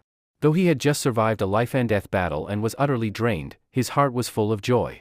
This apocalypse might be a mess, but with the Starseed base vehicle, he might still carve out a future. After the fierce battle with the mutated wild boar and the butchering of its meat, both Jiang Lushur and Wen Xiaotian were extremely hungry. At this moment, Jiang Lushur was lying on the sofa, not wanting to move a finger. But Wen Xiaotian was still diligent. Although she was also very tired, she carefully prepared a meal. She used chili peppers from the spicy fish restaurant to make a dish of spicy boiled pork slices and stir-fried meat, both made from the mutated wild boar meat. Before the stir-fried meat was even served, Jiang Lushi already smelled the rich aroma of meat. It truly made his mouth water. Just based on the smell, Jiang Lushi guessed that this mutated wild boar meat must taste good. In fact, when he was cutting the wild boar meat earlier, he didn't smell even the slightest stink. Instead, the raw meat had a fragrant scent. He had already suspected something about the mutated wild boar meat. Now, his guess was mostly confirmed, and Jiang Lushi's mouth was practically watering. From the moment he realized the apocalypse was coming, until now, he hadn't eaten a proper meal for over a week. Now he was so hungry that his stomach felt glued to his back. Of course he was craving food. However, Jiang Lushi forced himself to be patient and waited until when Xiao Tian finished the last dish. The bright red braised pork was simmered for 40 minutes. When she opened the lid and poured the red sauce over it, then picked up a trembling piece to pair with freshly cooked fragrant rice, it was something even a god wouldn't trade for. Jiang Lushi took a bite and was delighted.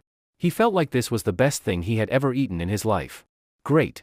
He had thought that after the apocalypse, even if he wouldn't starve, he'd be eating only biscuits and instant noodles every day. He didn't expect there could still be such delicious food. If his own strength improved more, then maybe the apocalypse wasn't so bad after all. Just as Jiang Lushi was thinking this, he suddenly felt a warm sensation in his stomach, and it seemed like a faint stream of heat was flowing through his limbs and bones. Jiang Lushi's heart stirred. He understood, this must be the so-called energy that enhanced physical fitness. But the effect wasn't very obvious. Jiang Lushi looked at Wen Xiaotian and saw that she was eating the braised pork heartily, completely ignoring any ladylike behavior. She was chewing quickly and dodging the hot sauce with her tongue. It looked delicious. From her expression, it was clear she hadn't noticed the warm feeling from eating the mutated wild boar meat, probably because she didn't know beforehand. Looks like eating mutated beast meat can enhance physical fitness, but the effect must be extremely slow. It probably needs to be eaten over a long time to see even a little result. But in this apocalypse, mutated beasts are so strong, it's not easy to hunt one. Ordinary people can't even afford food, let alone have the chance to eat mutated beast meat. Something that requires long-term consumption to improve the body is probably useless to them, just a fantasy. Jiang Lushi quickly realized this. Just then, when Xiaotian noticed Jiang Lushi was looking at her. Her pretty face blushed, and she suddenly felt embarrassed. She had eaten so messily just now. Toward Jiang Lushi, who had saved her life and was a good young man, when Xiaotian couldn't help but feel some affection. Even if she didn't expect much contact with him in the future, she still cared about her image. So when Xiaotian quietly changed her strategy toward the food, she resisted the urge to gulp down the braised pork and started eating in small bites. Jiang Lushi found it funny. He thought Wen Xiaotian was actually kind of cute sometimes. You're familiar with the roads around here, right? Yes, kind of familiar, Wen Xiaotian said while wiping her mouth. I need to go somewhere, and I'll need you to lead the way. Okay. After the fight with the mutated wild boar, the base vehicle was badly damaged. This was Jiang Lushi's biggest concern. He had to repair the base vehicle as soon as possible. To fix it, he needed 1,200 liters of gasoline, 200 kilograms of steel, 100 kilograms of copper, 30 kilograms of high-polymer organic plastic, and 200 kilowatt-hours of electricity, that is, 200 degrees of power. All of this had to be gathered. As for upgrading the base vehicle, that was simple, just 100 kilograms of steel. Damn it. Whether before or after the apocalypse, fixing a good car is always ridiculously expensive. Jiang Lushi was driving the base vehicle, towing the small cargo truck, traveling along a country road. Towing a vehicle takes skill. Normally, the towed vehicle needs a driver to keep a safe distance. Going downhill, the rear vehicle moves faster than the front one, so the brakes have to be used, otherwise, it'll crash into the front. But you can't brake too hard either. If the distance becomes too big and exceeds the length of the tow rope, you're screwed. Tow ropes have a max load, they'll break after a few pulls. Jiang Lushi clearly didn't have those conditions. Wen Xiaotian didn't know how to brake, and even Jiang Lushi himself wasn't capable. You needed to be a professional driver for this kind of thing. So Jiang Lushi just didn't bother. He dragged it along by brute force. Nobody was braking, so there was no risk of snapping the rope. As for rear-end collisions, so what? Just crash. So on these terrible country roads, from time to time, bang! A loud crash from the rear, the base vehicle jolted violently. The wild boar meat alone weighed at least 5 or 6 tons after skinning and deboning, and with the cargo truck's weight, of course the impact was heavy. But it was fine. Keep driving. Jiang Lushi couldn't care less. If the base vehicle could survive a hit from a mutated wild boar, would a rear end by a junky cargo truck matter? So the base vehicle's damage level remained at 3.5, basically unchanged. But the cargo truck was in bad shape, its front end was totally smashed in, maybe even the engine was damaged. Jiang Lushur didn't care. As long as the 6 wheels could roll and the steel frame didn't fall apart, it was good enough. But dragging such a big thing used up a lot more fuel. Originally, Jiang Lushur only had 20 liters of gasoline left. Along the way, Jiang Lushur kept collecting gasoline.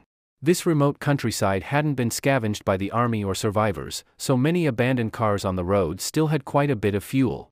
Earlier, at the Spicy Fish restaurant, including the small cargo truck, several trucks provided about 200 liters of gasoline. All the way, whenever Jiang Lushur saw a car, he would stop.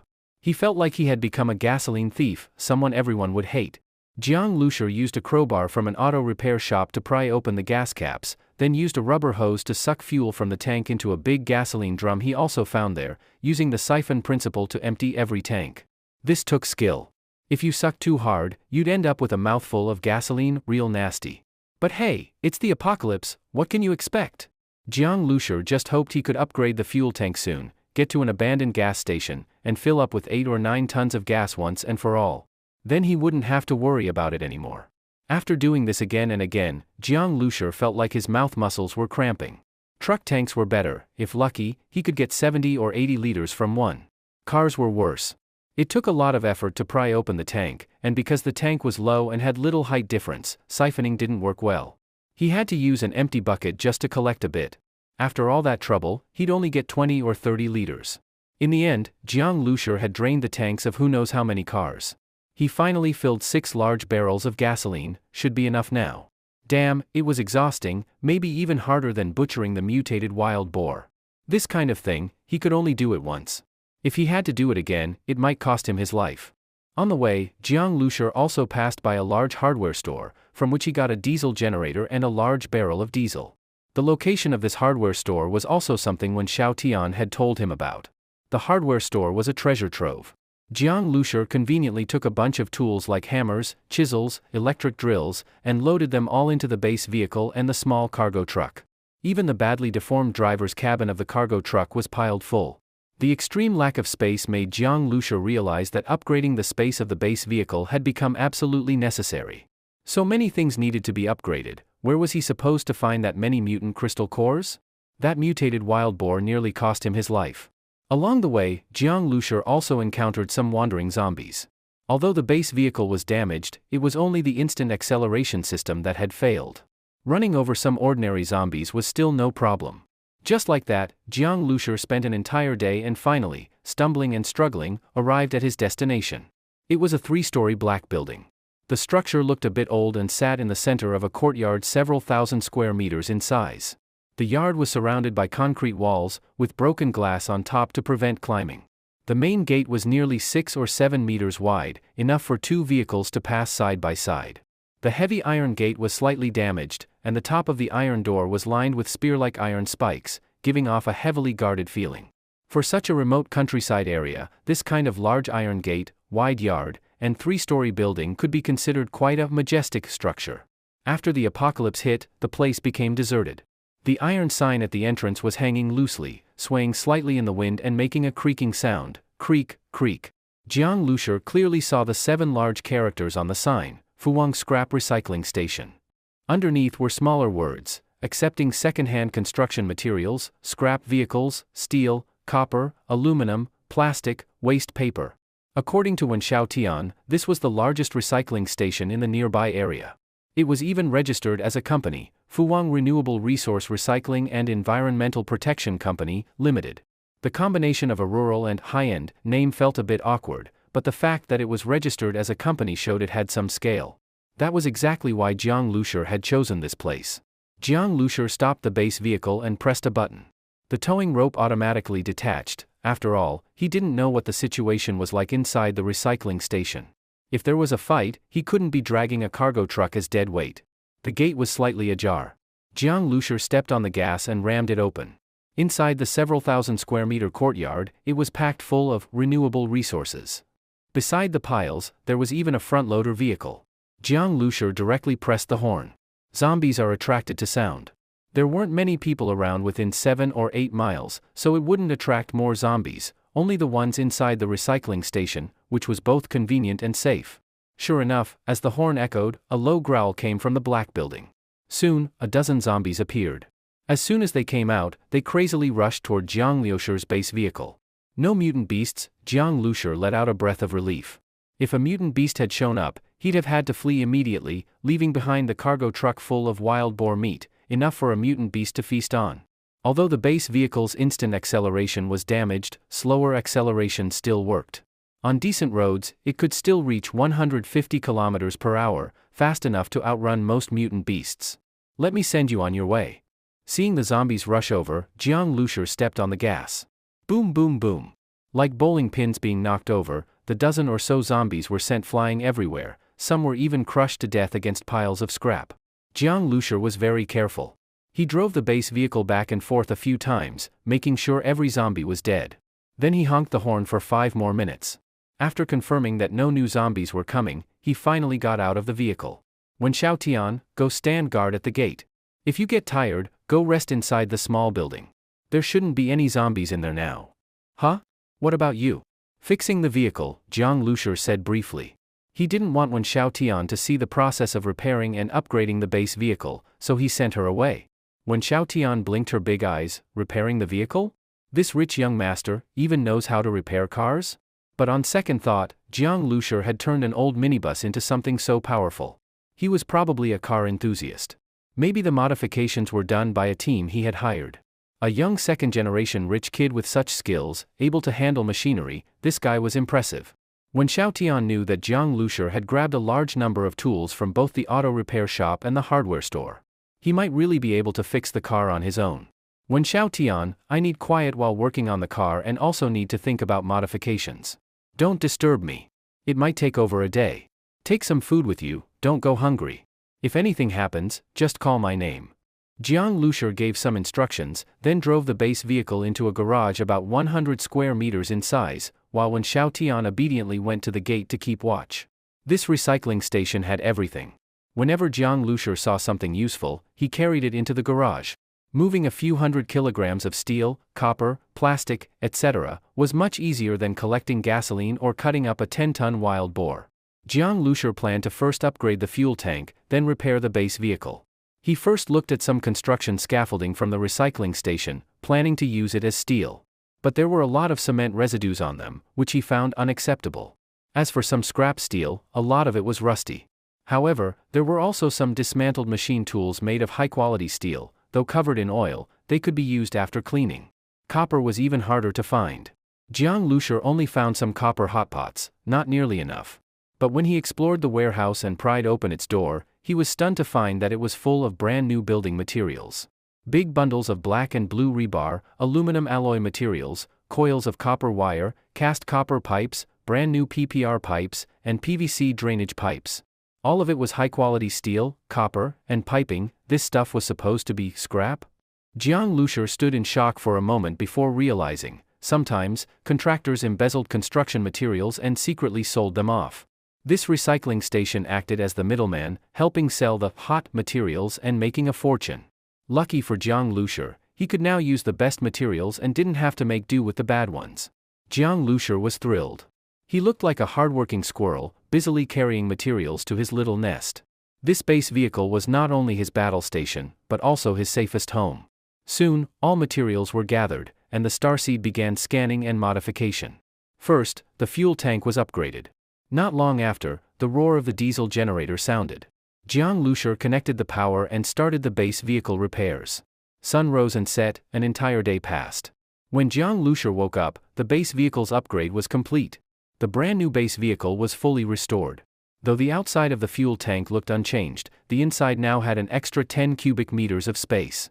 Once filled, he would never have to worry about gasoline again. Fuel tank upgrade complete. Fuel capacity, 10 cubic meters. Equipped with automatic fuel extraction device. Host can transmit refueling commands to the starseed. Beep.